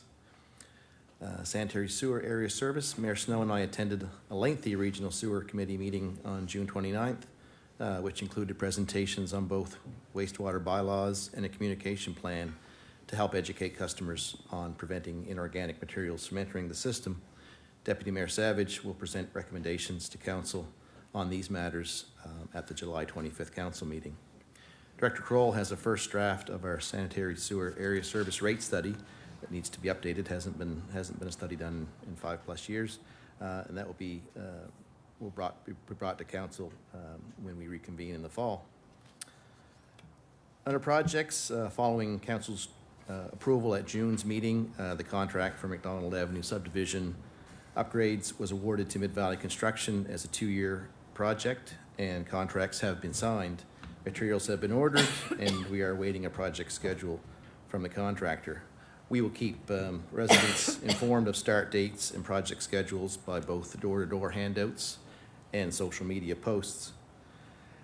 The replacement of the Kentville to Meadowview Bridge that was destroyed by fire in 2021 is currently in the installation phase. All of the components of the new bridge are prefabricated, either precast concrete structures or galvanized railings, so assembly will go very quickly. A very large crane was on site today. Some of you may have seen that looming up several stories in the air. It was visible around town. But that portion will be finished up tomorrow when they lower the actual bridge itself into place. The footings were placed today. Massive amounts of concrete. Then the approaches will be built toward the end of this coming week, which should complete the project certainly by the 1st of next week, and get that back, that vital link back to the Meadowview, so those folks can get to downtown much easier. The AT project, as Director Bedingfield mentioned, is at about 90% complete of the design phase, ready to go to tender within the coming week to 10 days, and closing the latter part of July. I can speak to Councillor Gerard's question now. So certainly pipe prices, we saw pipe prices up considerably in our other capital projects. This certainly isn't a pipe project. There may be the odd catch basin or two, but it's mostly linked to PVC pipe. We're actually hearing that ductile iron water line, which was always the so-called Cadillac of water lines, is now as cheap or cheaper than PVC pipe. So that may be something actually in the future when we start replacing some water mains. We may be going back to ductile because it was always, you know, a 30 or 40% premium, but now at the same price. So I feel the project will come in, you know, within budget, potentially even a little under now because of the changes on Webster Street. That money can be used to help with the next 2 phases of the downtown street sidewalk replacements, I should say. So no, I'm still pretty confident of its the tender estimates. I guess that's a brief summary of my report. Excellent. Thank you very much, Director Bell. You've got me all choked up here. Okay. Councillor Zabia. Thank you. Thanks, Director Bell. Just wondering, I know the sidewalks downtown aren't in our budget to have gross repairs done to them, but there's a lot of bad spots as you go around, and I see those little red bricks that they're popped out everywhere, and I mean, somebody's gonna fall and trip, and I mean, is there a fix we can do until? Ones that we have hauled out several in the past and either put back asphalt or concrete. We've tried both methods as a fix for the short sections. But yeah, we'll have a better look to see which ones are the I know, worst. I mean, haven't been around the whole Well, yeah, Webster block. Street is a busy street. Really and bad, It's yeah. the worst for sure. I Yeah, think. okay, thank you. No, thank you. Oh, I have one more question. And I don't know if this is true because I haven't looked at it, if there's been any update, but when you're on Webster coming by Jason's Independent towards the rink, was there talk of putting a sidewalk on that side of the road as well? Behind Jason's? Yeah. There's currently there isn't, not to my knowledge. There's Okay, currently- even with this new plan, there was no there's- amendment or No, anything? there's currently like, you know, because Jason's it's a busy spot there, his receiving doors, and so not a sidewalk in the traditional sense. We'll refresh those, but there are the double white lines that sort of extend the sidewalk from where it ends by the arena behind the fire department towards the Webster Street, sort of back entrance of Jason's. Okay, No, thank you. here, thank you. Councillor Gerard. Thank you, Worship. Director Bell, and this is, I don't want to put you on the spot, but at some point, can we get, because we've just done sort of that asset management. Yep. What our outlook 5 to 10 years, like, what I'm curious about is what is still left in the town that's either original piping, that type of thing, sort of a percentage of these are, you know, over the next 20 years, these are things that are going to have to be replaced or repaired or? No, absolutely, not on the spot. We're waiting on the final components of the complete asset management package that the AIM network did for us. When that's completed and uploaded into Kirsten's GIS network, that gives us a lot of the, you know, the recommendations of the risk and the consequences of failure. So the worst of the pipes, you know, are they in a subdivision, or are they a main line, you know, a 110-year-old main line that comes down from Chester to Prospect? That would be a huge consequence of failure if we lost that pipe. So that type of management plan, puts things in priority in the 5 to 10-year plan. But absolutely, that should come, I think, to a full presentation to council. Okay. I agree. Thank you. Councillor Maxwell. Thank you. I'm just wondering if we have any garbage cans coming soon. If we've Here- ordered any, or, I believe Richard actually located a few, Councillor Maxwell. They're a real hard item to get, that are anything that will stand up to the, you know, the kind we had for years. They came out of Germany, and they were a Rubbermaid type of affair, but they just have been unavailable. He's tried, I think he's ordered a quantity just to see if they're gonna be If they'll hold as up. good, Yeah. hold up, but I'll check on the status of that and get you an update. yeah, I noticed that we moved one on James to the corner of James and Campbell. Was there a specific reason for doing that? Not particularly. It was more on the route that folks coming from Campbell towards Oakdean Park, you know, it seemed to be a better catch-all spot, and was a little less in front of a few people's window too. It was kind of right there on James Street, so we felt it was a better location for that can. That's good. Okay. Yep. Yeah, thank you. Thank you. Are there any further questions for the director? All right, thank you very much, Director Bell. Thank you. Good evening. CAO, the floor is yours. Thank you, and to council, so I was away since we last met, so I did not put forward a formal report. I did want to mention, this is the time of year, and folks will probably recall last year, we started some meetings with a lot of local community groups around the issue of housing, and not just affordable housing, but housing in general. And so prior to me heading away in the last couple of weeks, we started those meetings again, and we were able to get some feedback on particularly last winter and some of the things that we were able to do in order to try and solve some short-term challenges. There's a lot of work that the local groups were applying for different funding, obviously through the province. But one of the things that, you know, certainly I see as a spillover is I'm getting more and more calls from local businesses who are trying to find location for their staff. So whether they're bringing folks in or whether they have seasonal workers. And so the issue of availability, and it's not even just price point, but the availability of housing continues to grow. So my intent, Director Bedingfield and I have started our meetings with some of the folks here in town. I think it is one of those pieces that obviously any solution to any of these are things that I think are going to be important for us to look at.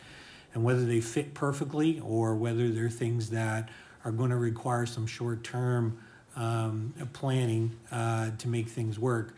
I think there's going to be a lot of pressures in this area, not just over the next couple of months, but this is a piece that, you know, supply is going to be the answer to it.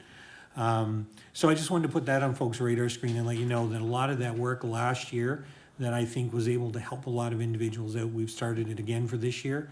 But also we're expanding that and looking at the broader issue, because I am hearing from more and more businesses who are struggling with finding locations for those folks who are working from it. And it's across the spectrum from a price point perspective. So I just wanted to mention that to folks. And over the next couple of weeks, I have a number of meetings scheduled with businesses, but we also have meetings scheduled with a number of local service delivery agents. Thank you, CAO. Are there any questions for the CAO? Councillor Maxwell.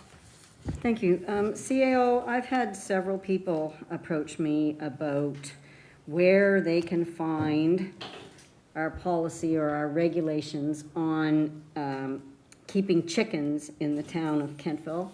Now, we did discuss this in the previous term, and we did come up with some regulations, and they, I believe, were supposed to be under the animal control bylaw, and they are no longer there because I've looked and they've looked and they can't find them. So I'm wondering where these regulations are so that I can refer people who have questions or concerns to those regulations. Director Gentleman, did you want to take that? Thank you.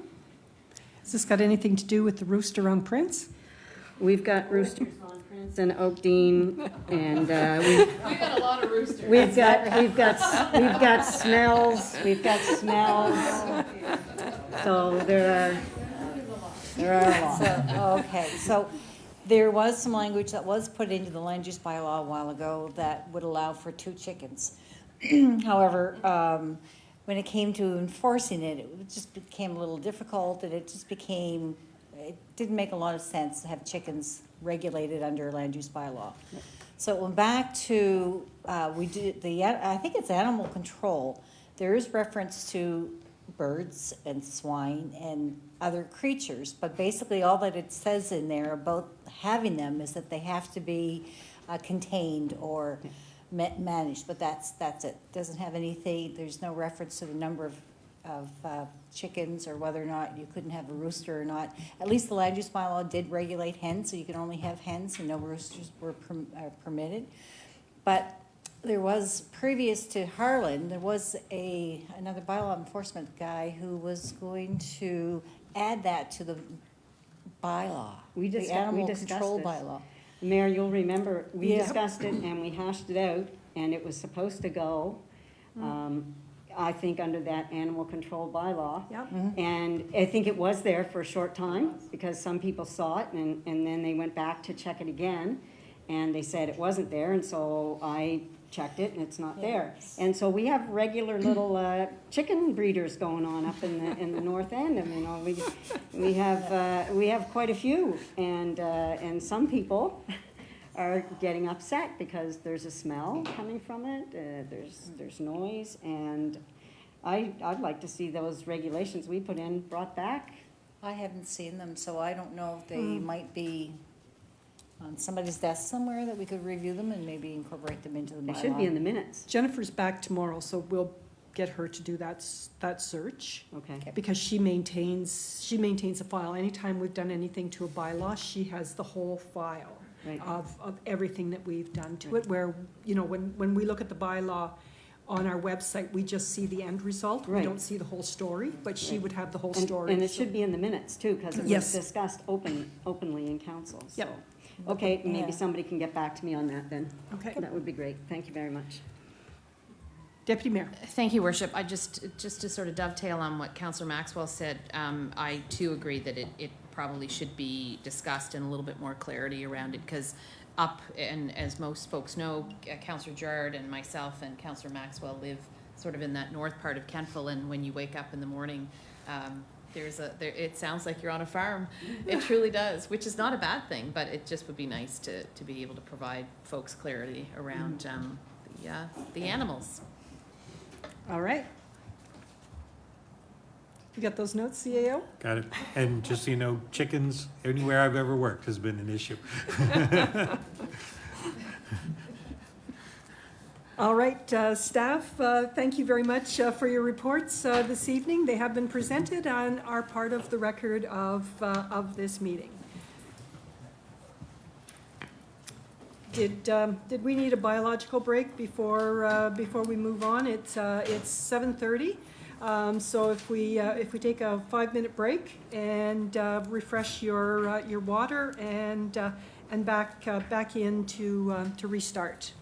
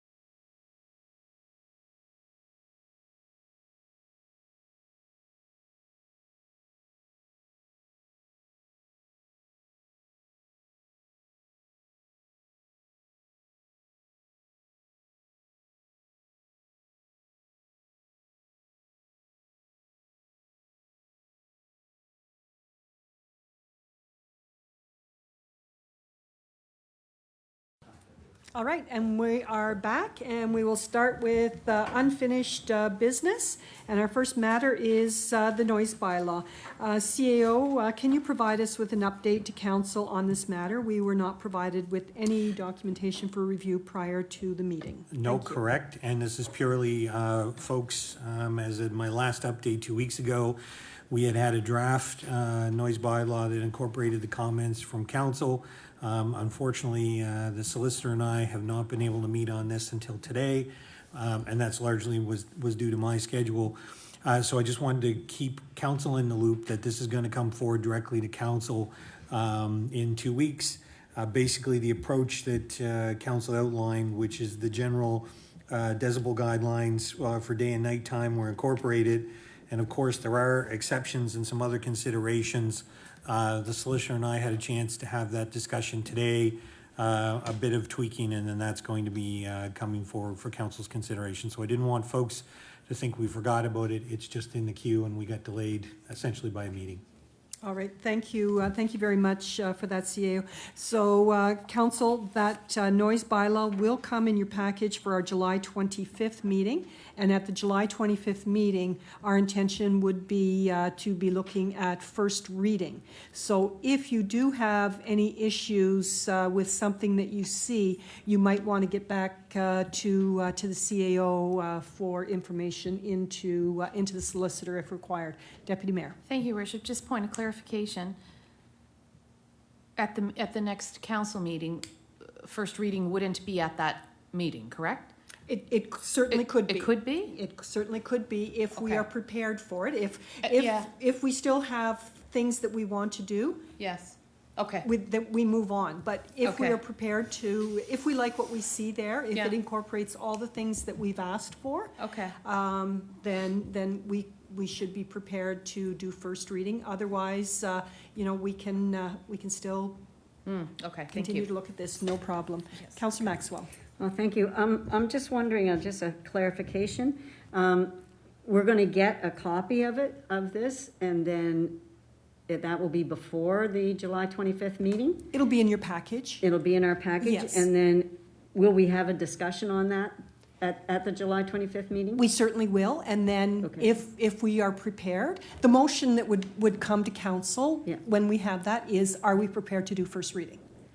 Okay. And if we aren't, then we say no and send it back to staff for further work. If there needs to be changes, can we make them at that meeting and still do the first reading? Not without our solicitor's review, I would say, because we are looking at enforcement. I'm going to say that's what's been holding up this whole process is to ensure that not only do we have a robust policy, but also we have a policy that is enforceable. So Okay. if we're changing words, if we're just wordsmithing, probably not an issue. However, if we're changing any of the details that are part of the enforcement, I would say that we send it back to staff at that point in time. But Okay. we'll have that option. Thank you. All right, our next item is the Heritage Bylaw, and CAO, I will send this over to you as well. Thanks so much. So I have, in your package, you have a draft heritage bylaw. So our planning department has put this together after reviewing some work that's happened in some other municipal units, took a look at some work that actually was done here in the town a number of years ago when this was being considered at a different point in time. One of the things I really want to draw your attention to is that this, and like in many communities, the committee behind this is actually really the backbone in making this work. And so in another jurisdiction I was involved with where a heritage bylaw existed, but the committee actually had lapsed. And so bringing that committee back, looking at the scoring mechanisms and the forms and so on. So this is kind of the front end of that piece. And so when you look at this document, and really it speaks to not only the fact that here's a process around giving notice, here's a process for folks who would want to opt out, here's a process for someone who has a building and might want to opt in. There's a series of obviously forms that would need to be created around what are the questions that need to be asked around what's the type of structure, what's the importance of it, and so on. But also, one of the things that you typically get into is needing to have a scoring mechanism for consideration. Because it's not just about, today, if we had a building and we said this is something that we believe should be designated, as time goes on, you're going to have other buildings that are going to be considered, or you're going to have folks who are going to want to have something potentially considered. So what's your mechanism for looking at that and having that conversation? And that's where essentially a committee would be needed. So what I'm proposing, first, what you have here would be a piece that I'd really like feedback on. If we missed anything, if there's something that's confusing or repetitive, please let us know. But also similar to what we did with the accessibility committee and standing up a group of folks who can help kind of get the nuts and bolts of this together. And those are going to be some folks we're going to need, obviously, folks who understand some of the history, folks who have some understanding around architecture and so on, to put that piece together. But this is our first draft. We wanted council to take a look at it. And obviously, one of those pieces, I think, coming into this over and above the actual bylaw itself, would be then the need to stand up a committee to kind of develop the backbone for this. Excellent. Thank you very much, CAO. So Councillor York, I see your hand up. But first, we'll do the feedback back to the CAO by July 21st for our July 25th meeting. Councillor York, go ahead, please. Thank you. So I wanted to thank also Councillor Maxwell for bringing this forward to the 2022 iteration of this and taking it this far. Is there a separate, or will it be included under the Municipal Heritage Property Act, or this act, if public spaces are going to be included as well? I know we talked about streetscapes, and at one point we had discussed the potential for landmarks or public spaces that have historical impact. Is that going to be worked out later on, or is that going to be included in the umbrella term of like streetscape? CAO, please. So the direction was specifically with regards to businesses in the commercial core. Okay. But certainly if it's council's will to expand that, my sense would be, and again, much like what we did during the accessibility committee work, is, you know, does it need to be broadened into other areas? You know, typically you would have a commercial look on this, typically a residential look, but I also see more and more the landmark piece seems to be popping up as you look at different heritage pieces across the country. So if it was council's will, I'm sure that this could be expanded to look at that. Okay, thank you. Deputy Mayor. Thank you, Worship. May I direct to the CEO? Please. So when you talk about the advisory committee, and to your point, I think that will be the key component of this will be that committee. And when you talk about having combined exceptional understanding of local and regional history and represent the full cultural history of the town, etc., who will determine who those individuals will be and who and as to whether their background is sufficient enough to, I mean, it would take some very unique people to sit on that committee. Thank you.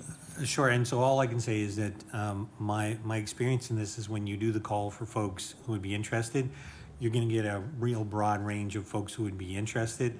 It is very useful to have somebody who has a building or an architectural background on your committee, for sure, particularly when you look at it from a historical perspective. But also, and you know, one of those pieces is sometimes is you have folks who would come forward who, whether they're connected to a historical organization or not, who really understand historically sites or the timeline around when certain buildings, houses, whatever got created. And typically when you do a call for something like this, that person puts their hand up pretty quick. And so that was my experience in another jurisdiction where we had a few people put their hands up and had a really good, solid understanding of the timeline in that community on how certain pieces of architects, while in some cases you might look at it and say it doesn't necessarily seem that old, but it's indicative of a style that was around for a couple hundred years. So those are some of the things then you start to look at and consider. So I would think until you do the call, you really won't know. But, you know, such as that, the way that this was shaped out here, and we kind of came up with 7 members saying this would seem to be reasonable. But, looking at, in the call, asking for folks who might have historian backgrounds, architectural backgrounds, and including, into this would also be looking at folks from even other communities. And do we want to have, making sure that folks have the opportunities they're interested in participating in it. Thank you very much. Councillor Gerard. Thank you, Worship. One question, commercial core, is that a geographical commercial core, or is it commercial properties? Sorry. Go ahead, Steve. My understanding was kind of that focus on the C1 zone.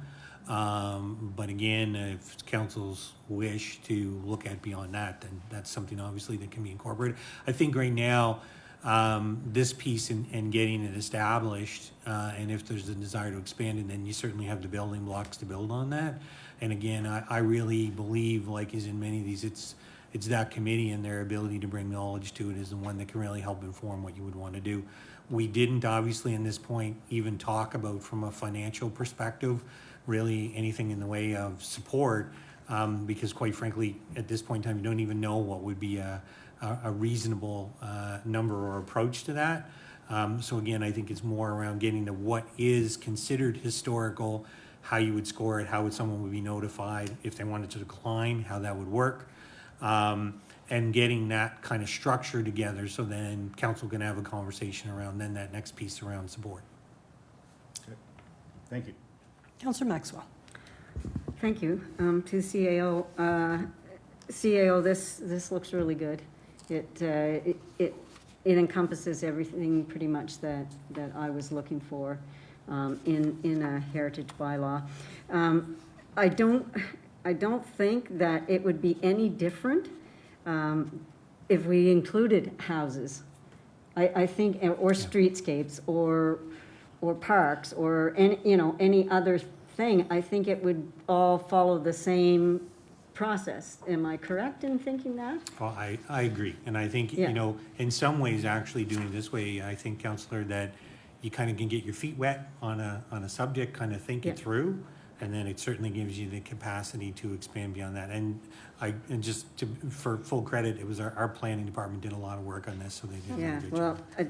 they did a really good job, and I think that, council should consider the streetscapes and the individual houses, although I think maybe some of those residents would probably come to us anyway Right. and say, we'd like to do this, but I think if we approached them and said, we'd like to put your residents on this, I don't think we'd have any trouble. So thank you very much, and thank you to the planning department for this. It looks good, so. Councillor Gerard. Thank you, Worship.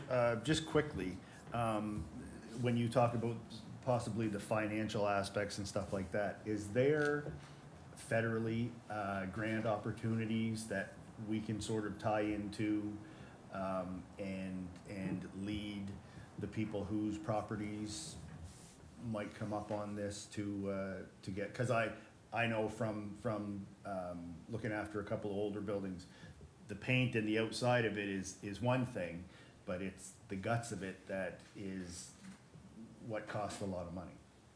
Theo. So yes, I think in the case of once you get a federal designation, there is a process. I'm not going to pretend it's quick. It's government. Yeah, and so in my lifetime, being involved with managing a building that was historically designated federally, there is a lot of care and attention to get a certain amount of monies back. Typically, what you try to do with these is link your municipal designation at least closely to a provincial consideration, and then from there, obviously, a federal. One of the things, though, that typically on the federal side, what happens is they like to designate buildings that were once in their care and control. So, railway buildings and things like that are generally things that are relatively quick to get the designation. I think on the provincial side, what you see is a lot of times is if something's municipally designated, folks kind of who would own that asset would then typically kind of then go the next step. But I've really seen that more closely connected to houses than necessary commercial. But again, I can't say until we get to that point. Thank you. Thank you.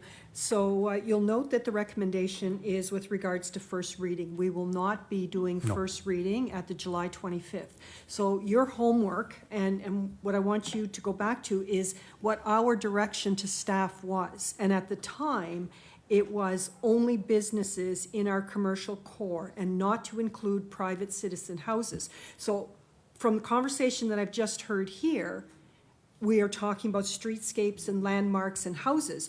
So when you're doing your redlining, put those notes in that what we want it to include, so that basically this document becomes our marching order to a committee so that they know what our expectations are. So as the CAO often says, this is the straw dog. And if there's nothing in here that we don't like, it forms the basis, and then we give it to our committee of 7 folks who can come up with something that is very robust and meets the requirements that we've established. Because right now, this was built on the original statement from April 25th that Councillor Maxwell provided us with in the RFD. And I think that we have really gone beyond that. So I would encourage you to do your homework and get it back to the CAO or to Jennifer, either way. And then what we do is we put the package together, start soliciting for some folks to come on as a committee. And I will say that you know your community best. So if you're talking to folks and you know somebody who you think would be perfect at this, then get them to sign up for it. So that's your homework. And I know you've got a lot of homework so far, but it's one more thing to the pile. All right, moving right along, CAO, EV charging stations backgrounder. Was there anything that you wanted to add to this? Thank you. Really just wanted to, this came out of a conversation around costs of operating, some of the rationale behind things.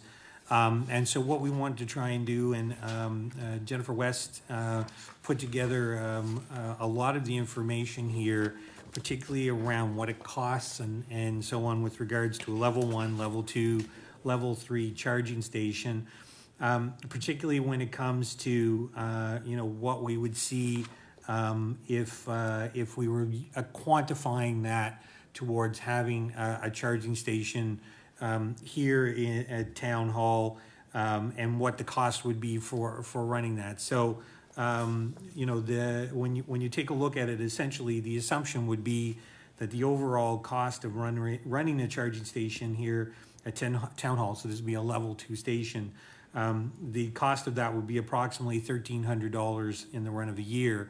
A lot of the economic data talks to, though, the expenditures that typically you would see in a surrounding area from individuals because of the time that it would take for someone to charge their vehicle. But please take a look at the note. If there's any questions or queries coming out of that, happy to dig farther into it. We are happy to engage further dialogue on this.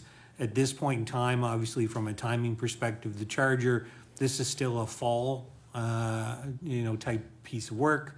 And obviously, if there's more information needed, we can suss that out and bring back further information for council's consideration. Councillor Huntley. Thank you. Excuse me. Dan, in talking about the EV chargers, and let's look at the $1,300 annual, is there a way to tie some sort of marketing, tourism signage next to that while charging today, stop over at whatever it is? Because I always like to do some sort of piggyback. Right. It's never just about one thing, right? Right. So if there's a way to do something like that, I'd love to see that. I'm sure there's lots of smart people on our storm team could come up with something, and I certainly will pass that along. Thank you. Councillor Gerard. Thank you, Worship. So is it too late? Is it possible that this could become a pay-as-you-go charger? So at this So at this point, sorry, Mayor. At this point in time, this is kind of where we are from a proposal perspective. There's nothing to prevent software being added to it to adjust how it would function. Part of what happened is we were able to go out and get a grant, and we needed to locate a spot. There's actually an incremental grant we're also trying to apply for, which would be a provincial grant that would overall make this even less cost, more cost effective. But at this moment in time, certainly from a policy perspective, there's always capacity to go back and revisit this. It's the software component that would say, how does a debit card or a credit card work with this, is a separate piece, and that can be modified to work, as I understand it, that the two separate pieces, getting the charging station and what you charge for it, are two separate components. Because I think it's a great idea, and when it's sold to us as it's a destination now because it ends up on someone's map where people who own EVs, and I think even as a pay-as-you-go, it's still going to be, this is where we can go charge. But I've been like this for the last 6 years. Whatever you do to subsidize one person, you have to consider everyone in the entire town, or even possible, people that aren't in town. And I think making it a free service is a little bit much. Thank you. Councillor Zabian. Thank you. Thank you. I kind of echo Councillor Gerard. It's a great idea. I'd personally like to see this come before council. If we could make a decision whether it's going to be pay usage or free. When I go home in the evenings, a couple of nights in the last week, the one by the rink, which is free all day, I just find it ironic because I see a little small Nova Scotia Power car parked there charging. So I mean, it's a free thing, but we're paying for it. The town is, right? And I don't know if that's probably affiliated with the rink on their meter. So there's no way to know exactly how much that unit has cost us since its inception there. But I would like to see it come back to council and we could make a decision as a group whether it's free or a paid service. Thank you. Deputy Mayor. Thank you, Your Worship.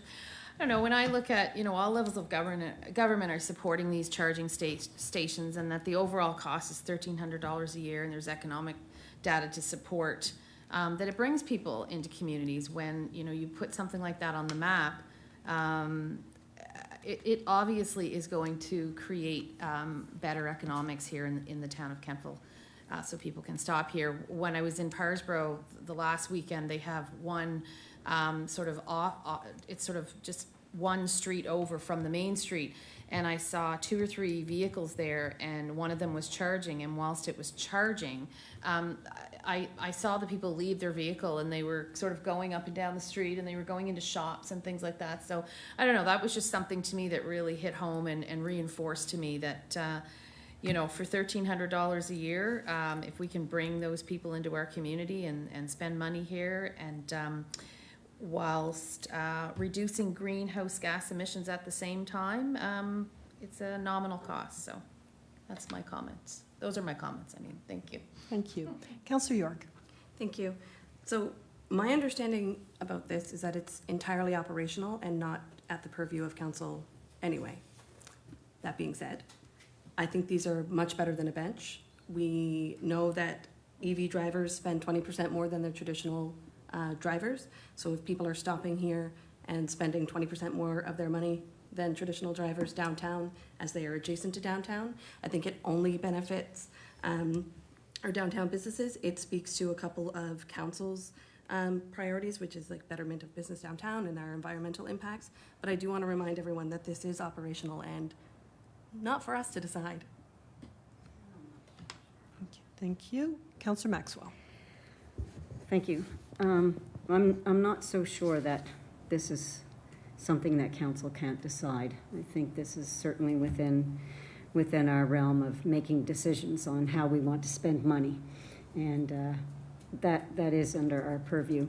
I think the problem here is that the economic climate today does not justify to the public why we are giving free electric charge to a vehicle that probably somebody has paid $30,000+ or more to buy or whatever, when their next door neighbor has to pay $1.90 to $2 and something for gas. I think, yes, we can say, you know, we're promoting greenhouse gas and we're promoting all this, but I think that the economic climate today, if it changes, you know, then yes, maybe we can do that without too much upset. But I think right now, the way that families are being pinched for costs with everything, I think that this is something that it is low. It's a low fee, and I think it's something that the owners of those vehicles are perfectly capable of paying. And so I would like to see a user pay system. We can do away with it later, but right now I think it's not the time. So, thank you. Thank you. Councillor Zabian. Thank you. Yeah, I would be very curious to see if this wasn't something that should come before council. It's an average of $1,300 here. We don't know what that cost is going to look like. It could be more. That's just a rough guess. You don't know how many people are going to use it and how often it's going to be used. And I mean, whether it's $1,300 or $300, it belongs to the taxpayers, that money. So I have a problem with it. Another thing, there's not a lot of them. So if you're driving your electric car and you see you're running low, you're going to stop, whether you have to pay $2.50 for a half an hour or not. It's not like a gas station where you can go hypothetically into Colebrook, or even, you don't have a pick of a gas station. You've got one stop to go. And when I think of $12 to fill if someone's going to leave it there for the whole time, I mean, that's not a huge burden on anybody by any means. So I think it should be a pay-as-you-go service. Thank you. Thank you. Councillor Gerard. Yeah, thank you, Worship. Just after some of the comments, I just wanted to clarify that my comment had nothing to do with the economic climate right now, nor who can or can't afford an electric vehicle. My comment had to do with providing a service to select few members of the town, or possibly people outside of the town, and not providing the same service to the rest of the population. Thank you.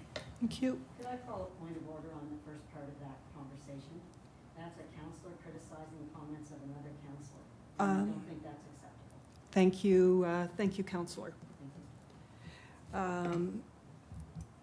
CAO, based on what everyone has said, can we get further details? And as you say, this is not being installed till fall, so we don't have any I guess, emergency to come to a decision. But can we find out what the cost of putting software to facilitate payment at this? I mean, if it was going to cost us $10,000 to put a unit there so that we can pay $1.50 an hour, I think we have to consider that in our equation. But if we had all of the information when this comes back. Sure. Thank you. All right, is there anything else anyone wants to add to this matter? All right, moving right along, our next item is policy statement G70. And again, CAO, I'm going to hand this off to you as there were two documents attached, and I think it may have led to a little bit of concern. Thank you. So what you have in your package is, once again, to use the words that the mayor and attributed that I often say is the straw dog of a meeting package. We also have some comments that were provided back by the solicitor, things to think about where either if there was a potential for a conflict, either with regards to not so much Robert's rules, but just if there was different things to think about in one section versus another section. So the hope was that this would at least give us that place to begin the conversation around, are there elements in here that quite frankly folks would like to see discussed further? Are there things that got missed? And I think what happens is this draft with some of the comments from the solicitor, I think help folks scope out what could be at least that starting point for what likely, I would say, based upon the interest in this, would probably be some kind of a special meeting where we would sit in and talk through all the elements of it. I just think that there's enough moving parts to this, and we obviously would want to get it right, to be in a place that then once a vote is had by council, then this is the agreed upon process for bringing documents to council, for decisions getting made, and obviously reporting coming out of it. I think even this evening, conversations around correspondence and how it's received or how it's reported or how it's responded to, making sure that this is comprehensive enough so there's no ambiguity in any of that. I think the other piece I would say is that over and above the meeting policy, and I'm going to say there was a couple of times where things here in Kentville, I will say, history began to influence things we were doing, and they weren't necessarily in the policy. But then we kind of started looking at changes during COVID to try and accommodate things that I think it just created more and more and more confusion around some of these pieces. So, I think there is a lot of value in dedicating a very concise time and effort to saying this is how everybody is going to agree that things would flow and how it would work. And at the end of the day, while maybe the 80-20 rule ends up applying, but if we're farther along in losing some of the confusion, I think there would be real advantage to that. Thank you, CAO. Councillor Zabian. Thank you, Mayor Snow. I just want to touch on what I mentioned at the beginning of the meeting, and I'm going to kind of explain the way I understood it and the way that things, historically, I know you had touched on that a second ago, but historically, when a citizen wrote an email or a letter in, whether it was dropped in the box or emailed to all of council, they'd get a return email. I know I received them as a citizen saying, thank you for your correspondence, and it will be added to our meeting package. So that historically seemed to happen. Last year, that seemed to die off, and we'd come to meetings and you wouldn't always see them in the package depending upon what the nature of the letter. And then on the 27th, I just wanted to clarify this because of the explanation that was provided at the last meeting. On the 27th, we were on lockdown, the chamber was closed, and the recording secretary at the beginning of every meeting, Jennifer West, would say if any citizens have any comments they want to make, they have to email them during the duration of the meeting. Once they're received, then she would read them, or whoever would read them. And then that kind of went wayward, and then it was decided by council to have them summarized, the public comments. So I've gone back and watched that meeting about 6 times now. I don't remember the word correspondence used once. And I think even citizens may not understand the difference, a public comment or the people in our gallery now at the end, when they get up, whether it's 3 minutes or I think the new one had 10 minutes in it, but they have so many minutes allocated to speak on whatever they want to speak of, and we don't answer them. That's been the way it's been. But a correspondence, I don't recall it ever being told to be summarized. So the letters of the last meeting, which I read, case in point, I don't remember those ever having been mentioned to be, and I don't believe they're even in the new policy. There's no mention of, there's a public comment line, but there's no correspondence line. So that's my first thing. I just want a little bit of education on that and my understanding. And the other thing is, when we get these correspondences, so example, the ones that we received a couple of weeks ago from Mr. White, where do they go? They're in the package. He's asked 5 or 6 questions, and there's been other citizens as well. What happens to them? Do we decide that the CAO is going to respond to them? Is the mayor going to respond? And I mean, I look at it as myself because I'm in here, so I know some of the answers. But on the outside, if I wrote those letters and I didn't get an acknowledgement or answers, I'd be furious. That's just how I know myself, because I used to email, and most of you, those of you that are here now, used to reply back. So you can't pick and choose when you feel that you're being hit. You got to take the hit sometimes. We all make decisions here, and we're not going to please everybody. That's just how anybody in politics is. But you still have to take them, and you still have to respect the people enough to take a moment and acknowledge it. And they want answers, and they deserve them.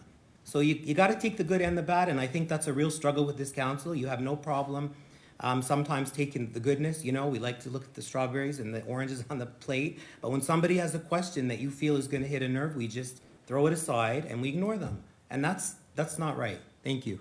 Thank you. Deputy Mayor. Thank you, Your Worship.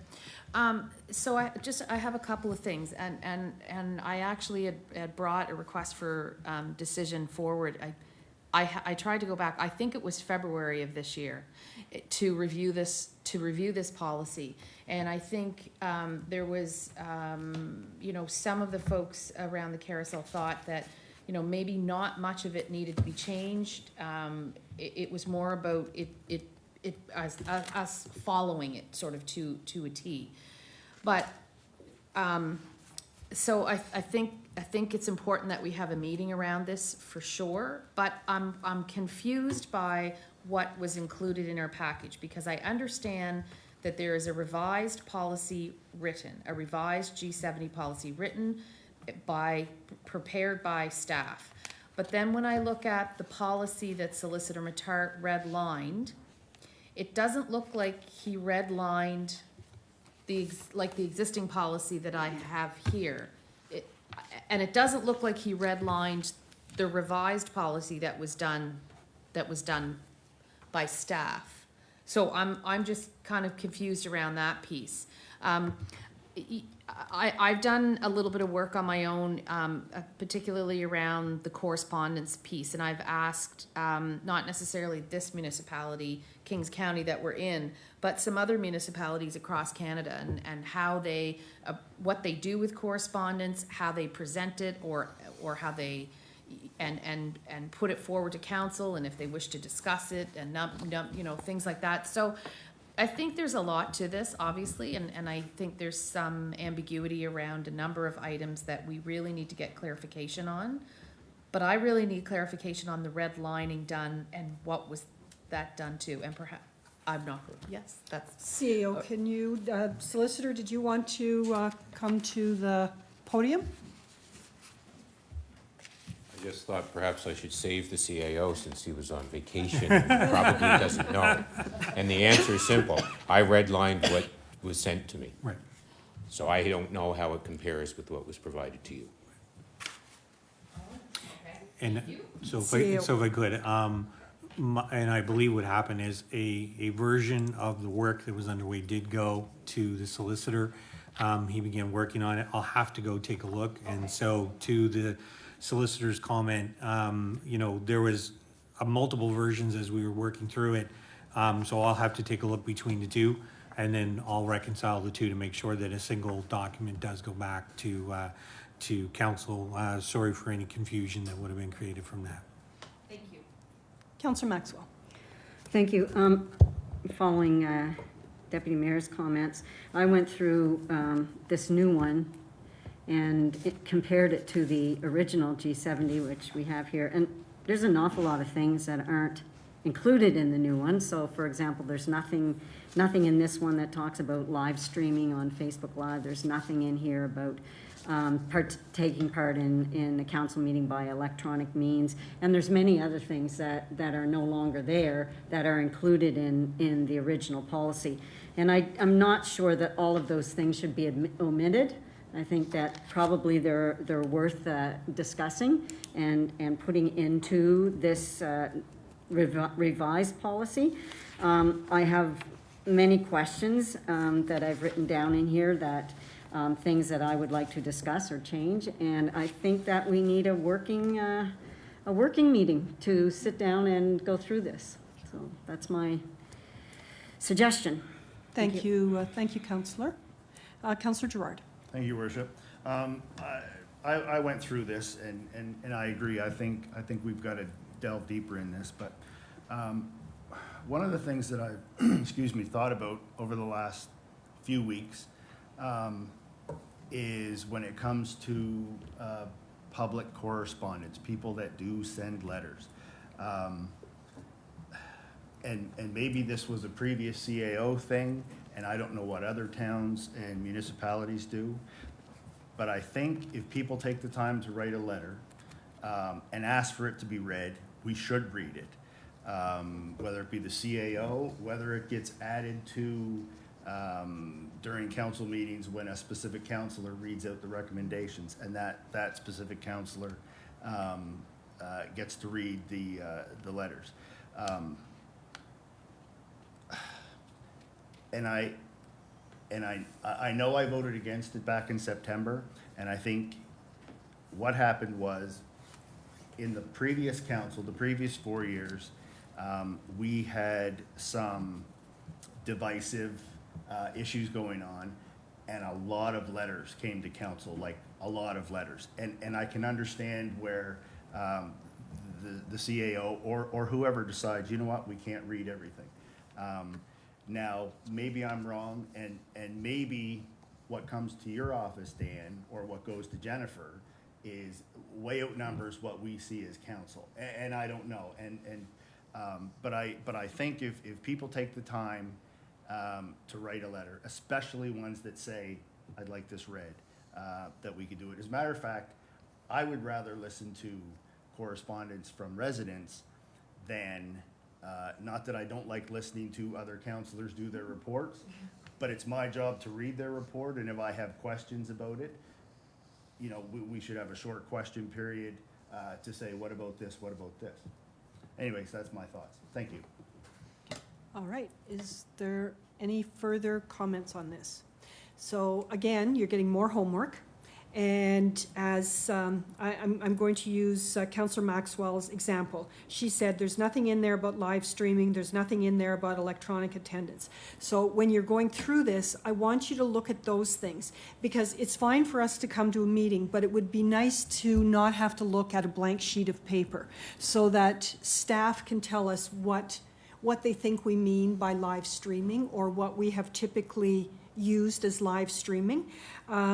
The other thing with the electronic attendance is, since the end of COVID, there is legislation that came out where the province has enabled some groups to meet electronically. However, if you do not have it in bylaw, it may not be legal for you to meet. So we may not be able to put electronic meeting into policy. It may have to go into bylaw. But, you know, these are the things that we should have it all on the table. We should have the background ready for us, so that when we go to the meeting, that we're being provided with real info on the things that we want in here. And so you've got until July 21st to make your list of things that you don't think are in here, or if there's something that's in here that you don't think belongs, then, you know, put an X through it. Otherwise, again, more homework. Deputy Mayor, you've got something. I do, thank you, Worship. So are you suggesting that we redline it and bring it forward to a council meeting for discussion? No, or is the idea to have a... What it's going to be is it'll go to staff. They will put together and then we will have a meeting where this is all we're doing. So whether we call it a special meeting, whether we call it a policy meeting, whether we call it a public meeting, or whether we call it a working group, will be up to us to decide once we have made our red lines. So those are the options that we have. Okay, thank you for that. And I was going to say in the meantime, but I mean, if it's at the next meeting, another municipality shared this with me, that all correspondence should be addressed to mayor and members of council in order to be considered for placement on a council agenda. The clerk reserves the right to withhold any correspondence from the agenda, any item that may be considered inappropriate or offensive in nature. So I'm just wondering if, because it's probably going to take us some time, redline it, bring it forward, then have another policy type meeting, that in the meantime, if correspondence that's addressed to mayor and council, that it be placed on the agenda. It's just... I'm going to say that this is the sort of thing that could come to our July 25th council meeting, and we could make that motion, which would override the motion that was made in September. Okay. Because the motion in September speaks to letters. So our letters correspondence, so this is where it becomes wonky, is that we have to be very careful that our language specifies what we're trying to say, and that it's not too loose. Right. If that makes sense. Solicitor. Your Worship, I'm going to repeat myself from prior times around this policy in particular, and I often say this about bylaws as well. From my perspective, it's not council's role to draft these documents. And this policy in particular really is all about policies and your approach to various issues. And I would encourage you to make notes of those things, those issues that you want addressed in this policy. Don't try to draft it. Let's have a discussion at that special meeting about the issues and how you would want them addressed. So, for example, I've raised with the CAO, I mentioned virtual meetings as well, but I also said on the issue of reconsideration or rescission or whatever language you want to use, various municipal units have a limitation on how long you have to bring it back. This is exactly that place for that type of discussion, if this group considers that to be appropriate. And so there's an issue I would like to be on the table when you have that meeting. But I wouldn't suggest that you expect something that has the draft language in front of you, because that is a ton of work to address every issue, and you may cut half of them, right? So I would encourage you to make the list of the issues to bring forward at that meeting so that the issues can be debated, and then from that meeting, staff can draft a policy that represents all of those issues. I can say, because I don't recall whether it was spoken about at CAC, the rules around public meetings post-COVID have technological challenges for you. And I know that from discussions with the CAO, and I do not recall if that was reported to you. But once again, that's something that we discussed more fully at this special meeting. Okay, thank you. Thank you. Thank you, Solicitor. So the example that I used was as Councillor Maxwell presented to us, that there was nothing with regards to live streaming, there was nothing with regards to electronic attendance, and so those are important things, and that's what would be on her list that comes back. And whatever's important to you goes on your list, so it comes back into the whole so that we all know what we're thinking about. Councillor Zabian. Thank you. Just clarity, it's been a long day, and I'm just wondering, the redlined version, who redlined that? The staff? Is that? No, that was the solicitor. Oh, okay. Yes, All right, yes. okay. Yeah. Thank you. Yeah, so don't pay attention to that. Okay. Pretend that's not even there. Okay. Just used. No, I mean that in the nicest possible way. Ignore what the solicitor has said. We're looking. If I was a member of council, I'd be calling a point of order on that. But Your Worship, if I might. Certainly. There are some comments contained within that I would suggest are worth reading, even if the text is different, because there's comments about the Municipal Government Act and refers to sections of the Municipal Government Act that would actually override some of the draft language there, and thus the opinion is some of that language cannot appear in a policy because the MGA says something different. So on those issues, I think it's worth spending a little bit of time to look at. Excellent.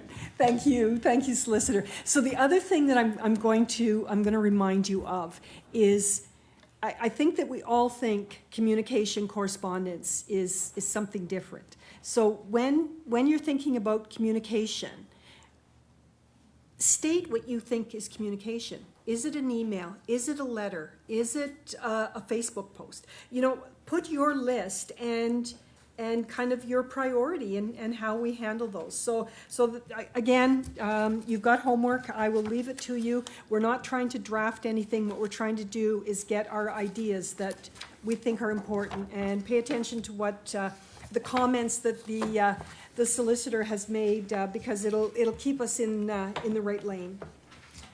All right, moving right along, CAO, we're now at the Town of Annapolis Royal Title Proposal. You have a verbal update for us on that one. Correct. So thank you, Mayor. So just coming out of our last discussion on this, Director Bell had an opportunity to review the technical side of the title power proposal. We have a series of questions that we're bringing to the Town of Annapolis, so we're going to try and set up a meeting to walk through those. So I just, again, to keep it from a perspective of letting folks know, he's had an opportunity to review. There's some very specific questions, and it's more around the size and the scope than necessarily the technology. And so that is continuing to move. Once we have an opportunity to meet with Annapolis on that, I'll be able to provide additional feedback from Director Bell to the group. So just keeping an update going. All right, thank you, CEO. Did anyone have any questions with regards to that? All right, moving right along to street naming policy, and again, CAO, not much input on this. However, what we're going to do is provide you with an additional opportunity to provide comments by July 21st. One of the things that I was looking at when looking at these two policies was to make it comprehensive in that we would look at municipal assets. And I think one of the things that we have to look at when we talk about municipal assets is corporate naming. So if you think about the soccer dome right now, for the next, I guess, ongoingly, next 3 years, so 5 years in total, it is the credit union place. So, you know, these are things that would have to be in our policy. The other thing is naming for revenue or funding of municipal assets. So, you know, if you think about the Mutual Center in Berwick, they fundraised for that site, and so they were naming things that came out of that because of funding. So what would be our funding numbers? And again, that needs to be part of this naming policy. So if there's any other things that you can think of in those terms, you know, don't just think about a street, think about our entire town. And as we move to heritage and the sort of things that we're doing, even so much as naming our subdivisions, you know, you think about it, I mean, until we started the work up on Burke subdivision, none of us even realized that it had a name. And, you know, so how many other parts of town have names that have just fallen by the wayside? Deputy Mayor. Thank you, Worship. One of the sections in this policy, it's 4.2, when it talks about to name a street or rename a street, members of the public, committees, organizations, and developers may submit a proposal to name or rename a street by emailing the town of Kemptville. And there's a section in there that says 4.2.3, documented support included but not limited to petitions and support letters from the community. So I struggled with that one because to me, that means anybody in the community can request a street name to be changed. And when it says included but not limited to petitions and support letters from the community, like how many petitions, how many letters of support? Like what if somebody from the community wants to rename any street in the town and maybe they have a petition signed by 15 people? Would that, do you know what I mean? And I think we chatted about this as well, Mayor Snow. Yeah. It's just that piece of that, and that's a little bit ambiguous for me, and I would want more definition around that. Right, and I think in my research for this, the 911 street naming policy, which is on the novascotia.ca website, actually speaks to petitions for street renaming, and that it has to be more than 50% of the people who live on the street who want the name changed. It can't be just 50% of, or, you know, it can't be 10 people from anywhere in Kentville or in the community. It has to be that. So these are all things that, you know, as we review this policy that we need to push forward. Councillor York. Oh, sorry, no, it was addressed. Yep. Okay. All right, so there's more work to that one as we move forward. And again, if you've got anything, comments back to the CAO by July 21st. Deputy Mayor, did you have something? Yeah, there was one more piece in that talks about words with a secondary or negative connotation. So again, a bit ambiguous for me, what would constitute as a negative connotation in a street name? I don't know, it was just something that stuck out to me. Okay, Councillor York. Now I'm in. So I don't know, Deputy Mayor, if you remember recently in the news, there was a license plate issue. It would probably be similar to those, is my understanding from that type of thing. So a bit of a moving target, and you know it when you see it, but you can't quite quantify it in a bylaw, I would suspect. All right, thank you. Councillor Maxwell. Thank you. Just, we would have a committee, there's a committee that would be struck to look at all of this. So for example, if citizens wanted to rename a street and they wanted to send petitions and all that in, it would go to the committee, right? And the committee would look at it and then, reject or whatever, and refer to us if they felt it was worthy of look at. I think as we go through the policy, we'll decide whether or not Yeah. there needs to be a committee, but this is also work for the current ad hoc group Right. to kind of solidify some of these things for us. Okay. CAO, did you have anything to add to that? No, and in fact, those are all points that we'll be able to have a conversation back with the group and bring some of those back. So please, if there's anything else, folks, jot them down, get them to me, and then we can bring that back to the group for discussion. So thank you. All right, thank you. Okay, we have no correspondence this evening. Our new business is community grants to organizations. So CEO Troke has provided council with two manners of dealing with this process. Option one is equal distribution of available funds for the groups who have made application, and option two is a meeting to discuss distribution of funds prior to the end of July. And CAO, can you provide us with an update prior to seeking consensus on how we should proceed? Sure. Thank you, Mayor. So in essence, we had 14 groups that applied this year, all under our policy would meet the checkbox to get into the conversation for a grant. The total budget is $26,000. We had two groups that asked for $5,000, which is actually over the threshold of the grant limit. And so one of the pieces here as a proposal for council would be considering that an equal distribution amongst those who have applied. So as opposed to a $2,000 amount, which would put us over budget on the line item, if $1,857 was given to each one of those group members, then an equal distribution would happen amongst all of the members based on the fact that they've applied. And then if there was a desire by council to go down that road, then this could move forward to council for approval and then distribution following the council meeting. If not, and there was a desire to discuss or review those applications, then we would schedule a separate meeting before the end of the month, have that conversation, so then we can distribute these funds. So those are two options that I wanted to put in front of council for consideration. The first being a different process, but one I think might be fairly expedient from a perspective of getting funds out to those groups. So that's my quick overview. Thank you, CEO. Councillor Huntley. Thank you.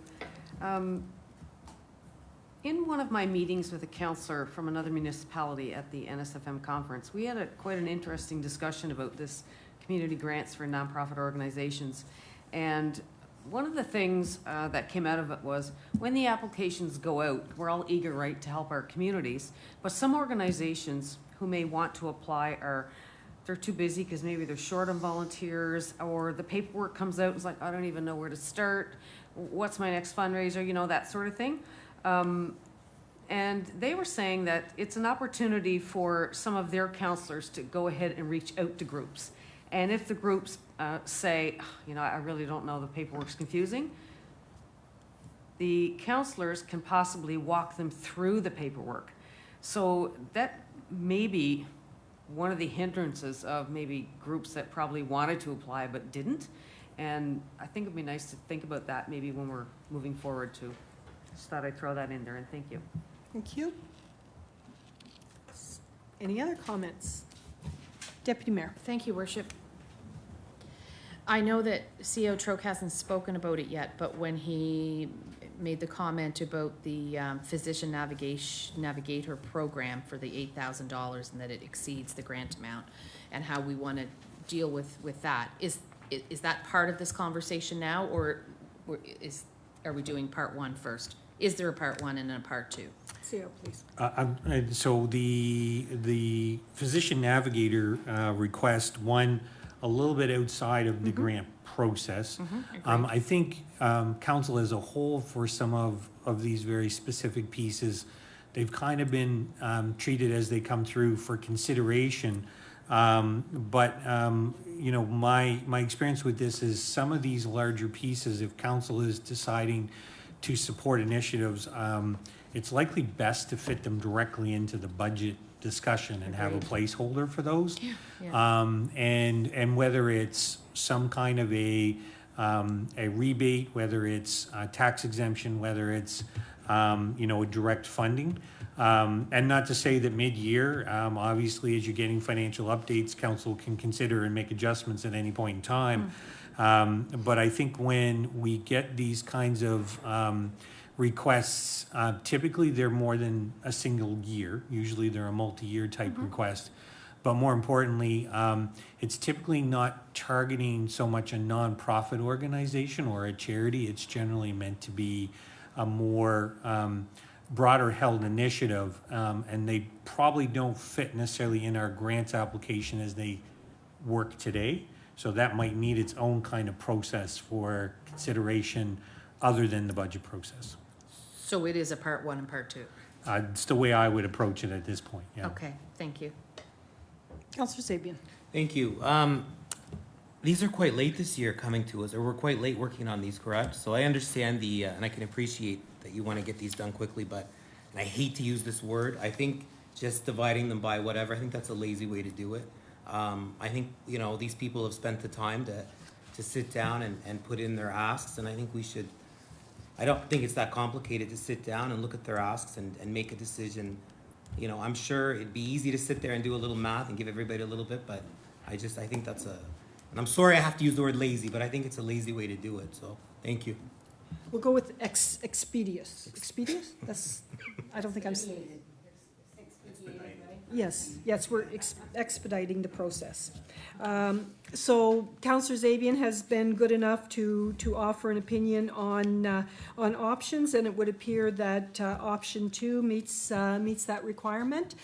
Do I have consensus on option 2 with a doodle poll going out tomorrow? And it will be an in-person meeting. So on the doodle poll, you know how there's always notes where you can put in a note, and I know that some of you have commitments. So if you can give a time frame when you are available, whether it's in the day, you know, at 7:30 in the morning is your best meeting time, or in the case of Councillor Gerard, I think he said he's up at 5 a.m., so we could probably meet at that time over coffee, but.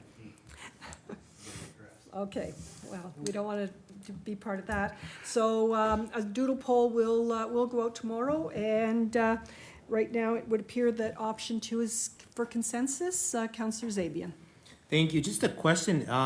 Would it be hard for Jennifer or somebody just to create something and you put in your top, you know, because they've got their asks there, right? So, you know, like say an organization wants whatever, $2,300, and you're going to kind of go down that way. Couldn't each counselor just put in their top?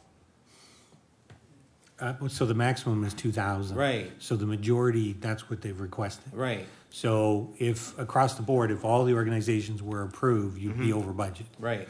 And so in essence here, 2 organizations requested more. Right. So those 2 are the only 2 that are over the $2,000 limit. Right. So actually, the maximum is what they've all requested. Okay, all right, thank you. Deputy Mayor. Thank you, Worship. Sort of just some clarification around it, with all due respect. I know Councillor Zabian expressed his opinion on having the meeting, but would we not want a consensus around the table if option 1 was what we all wanted to go with, or the majority wanted to go with? I mean, when I knew this in the back of my mind, but with the maximum being 2,000, and only 2 of the 14 groups that requested in excess of 1857 isn't far off 2,000. So I don't know that that a meeting's required, but I say that with all due respect. Thank you. All right, thank you. Councillor Maxwell. Thank you. I think I'd like to go with option 2 because I'd like to see who's applying and have a discussion about the $2,000 amount. Maybe we see that they have lots of fundraising and may not need the full 2,000, where somebody else may be in a more tight situation. I just think it would be nice to see who the applicants are and look at what they're asking for and their financials and things like that. So. Okay. All right. If you wish, I can poll, and you can make your choice. So I'll start with you, Councillor Maxwell. Option 2. Deputy Mayor? Option 2. Councillor Sapin?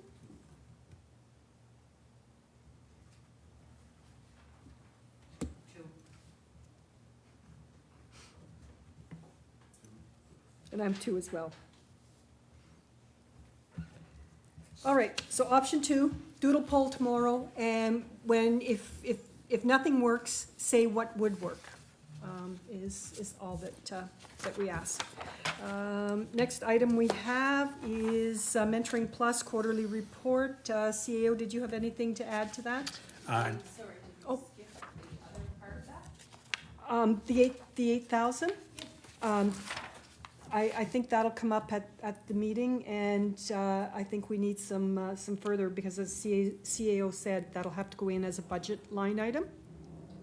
So I need clarity around that then. What meeting? You mean the meeting? The option 2? The option 2 meeting, yes, But yep. he said it does not fall under grants. So what I would say, no, it's fine. So what I'm saying is that normally these kinds of requests, when folks would come in and be looking for support, typically it would be in the lead up to a budget process. In this case here, at an April meeting, we had a funding request from the Physician Navigator Program. I think what I would suggest in this case here is a decision of council of either support or not support the request. And then from a perspective of moving forward, either if it was going to be something that was going to be met for this year, the request, then we'd have to go and look for where that money would come from within the budget. If the decision was that there was support, but to put that into next year as part of that budget process, then wouldn't be supported this year, but would be built into the budget process for next year.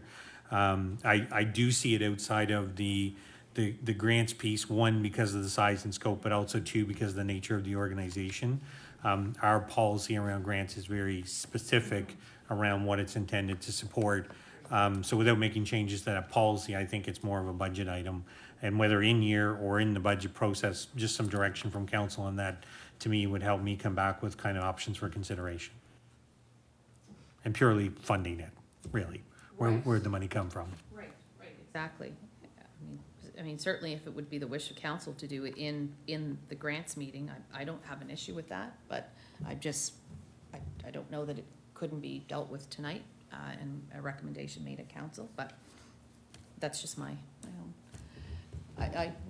We don't have to, obviously. Perhaps if I could suggest one other thing. Yep.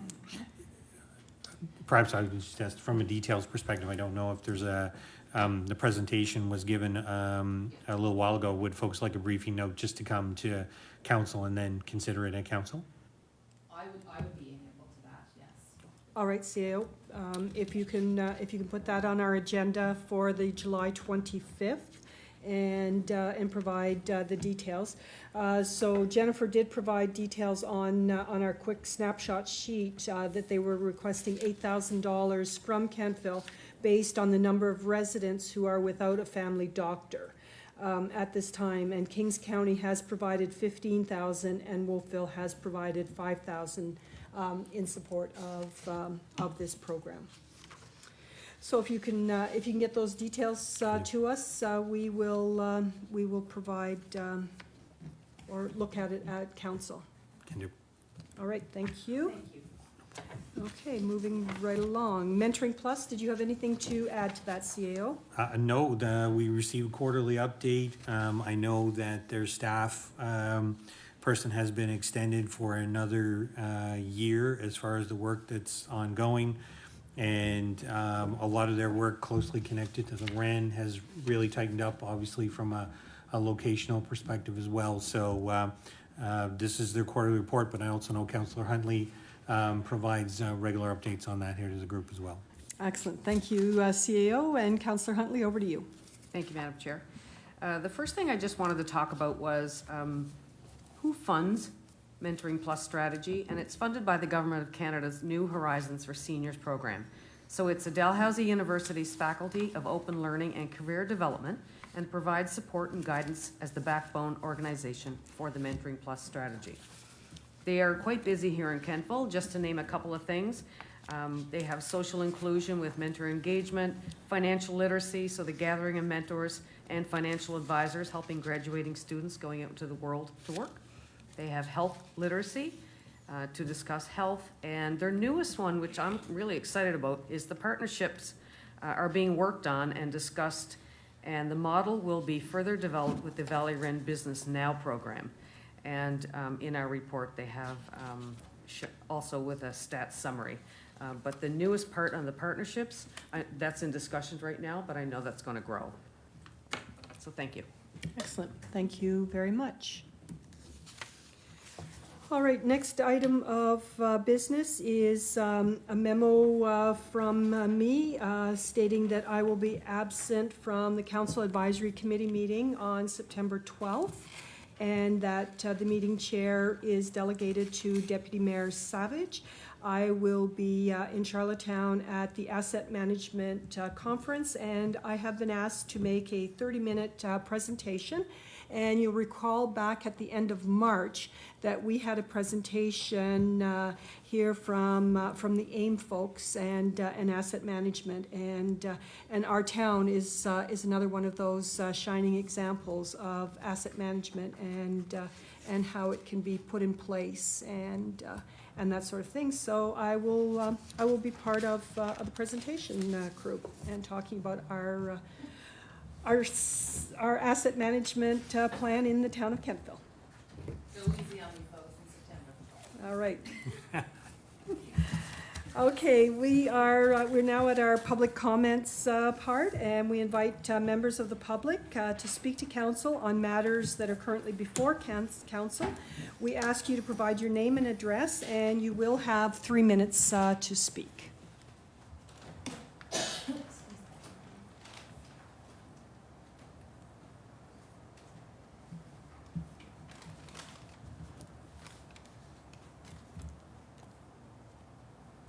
Hello, I'm Gerald McPherson. I live on 712 West Main Street. I sound exhausted because I am. I've just spent the day at the beach with my grandchildren. The sand is still falling out of my ears. Anyway, so we're coming back into Kentville, and my 3-year-old granddaughter is asking me, what's that name of that street, or this street? The only street I didn't give her was Cornwallis Street. I joined the lobby some time ago to have the name of the street changed. And I understand that changing the name of the street isn't going to change the past. That those things happened, and that's not going to change. But I think we can change the future, that we can influence the future. You know, some surnames belong in history books, you know, statues in museums. You know, if you think about, you know, there must be other folks out there whose surname is Hitler.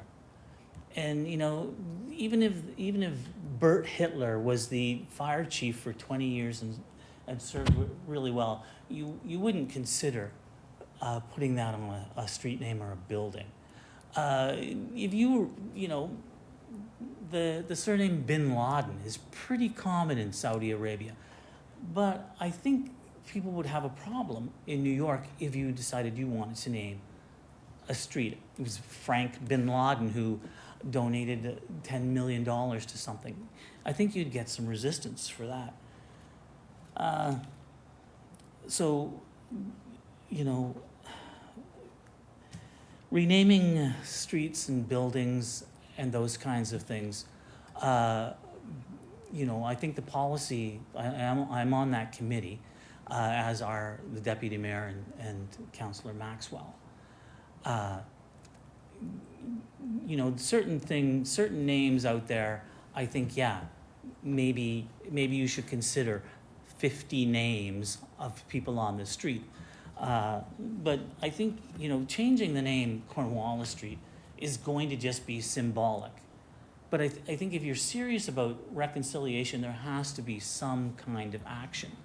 But if you're looking at a name that's offensive to, you know, the Mi'kmaq community, I mean, I'm not going to debate whether, you know, whether what happened at the hands of Edward Cornwallis was because of you know, the natural ebb and flow of conflict. The fact is that the Mi'kmaq community sees this name, and it's not a secret. I mean, it's not something that we're just coming to now. Many communities have recognized it, and nobody's saying, well, this guy's name was Bert Cornwallis. He's not the same guy. It's the significance of the surname to the Mi'kmaq community, and I don't think we can you know, ignore that. And I think we can all, I don't know if we all agree, but I think it's obvious that systemic racism exists. And where's the best place? I often joke about chaining myself to the Cornwallis Street sign, but I have very low tolerance for pain, so that's never going to happen. But I know that to really address systemic racism comes through policies, comes through writing policies and working with policies, and I really looked forward to the opportunity to do that, you know, when that came about, because I know that you can't tell me that there isn't any embarrassment or shame connected to the name.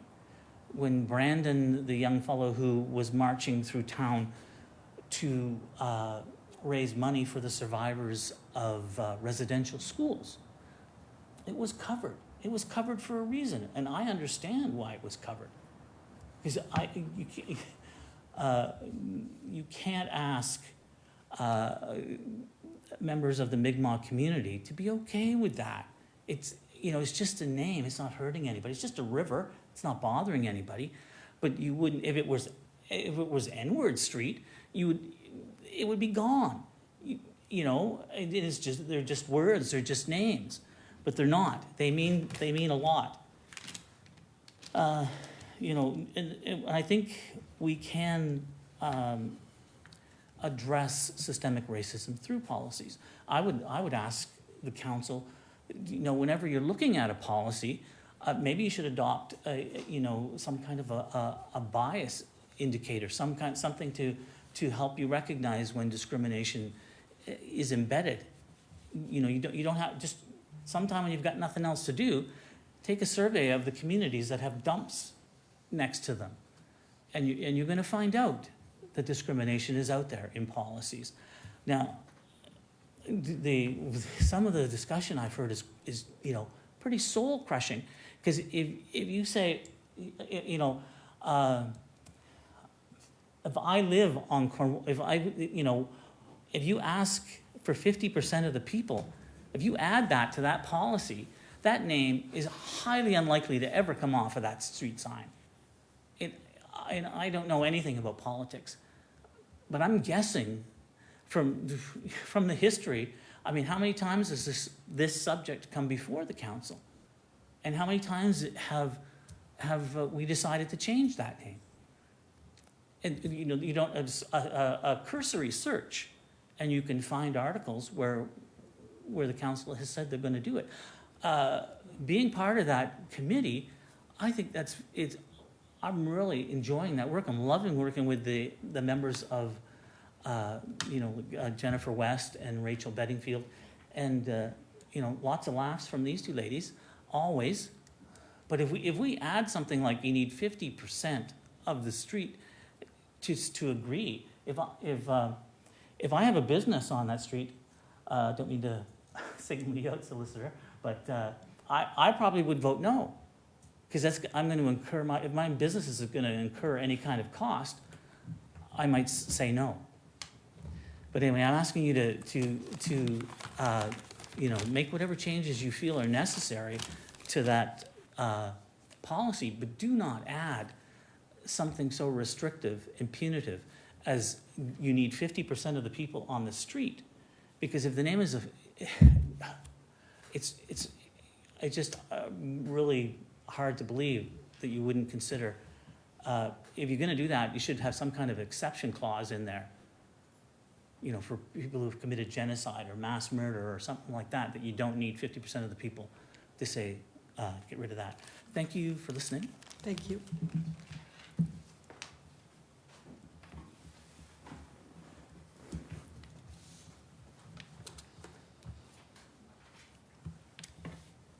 All right, we have no in-camera this evening, and we have completed our agenda.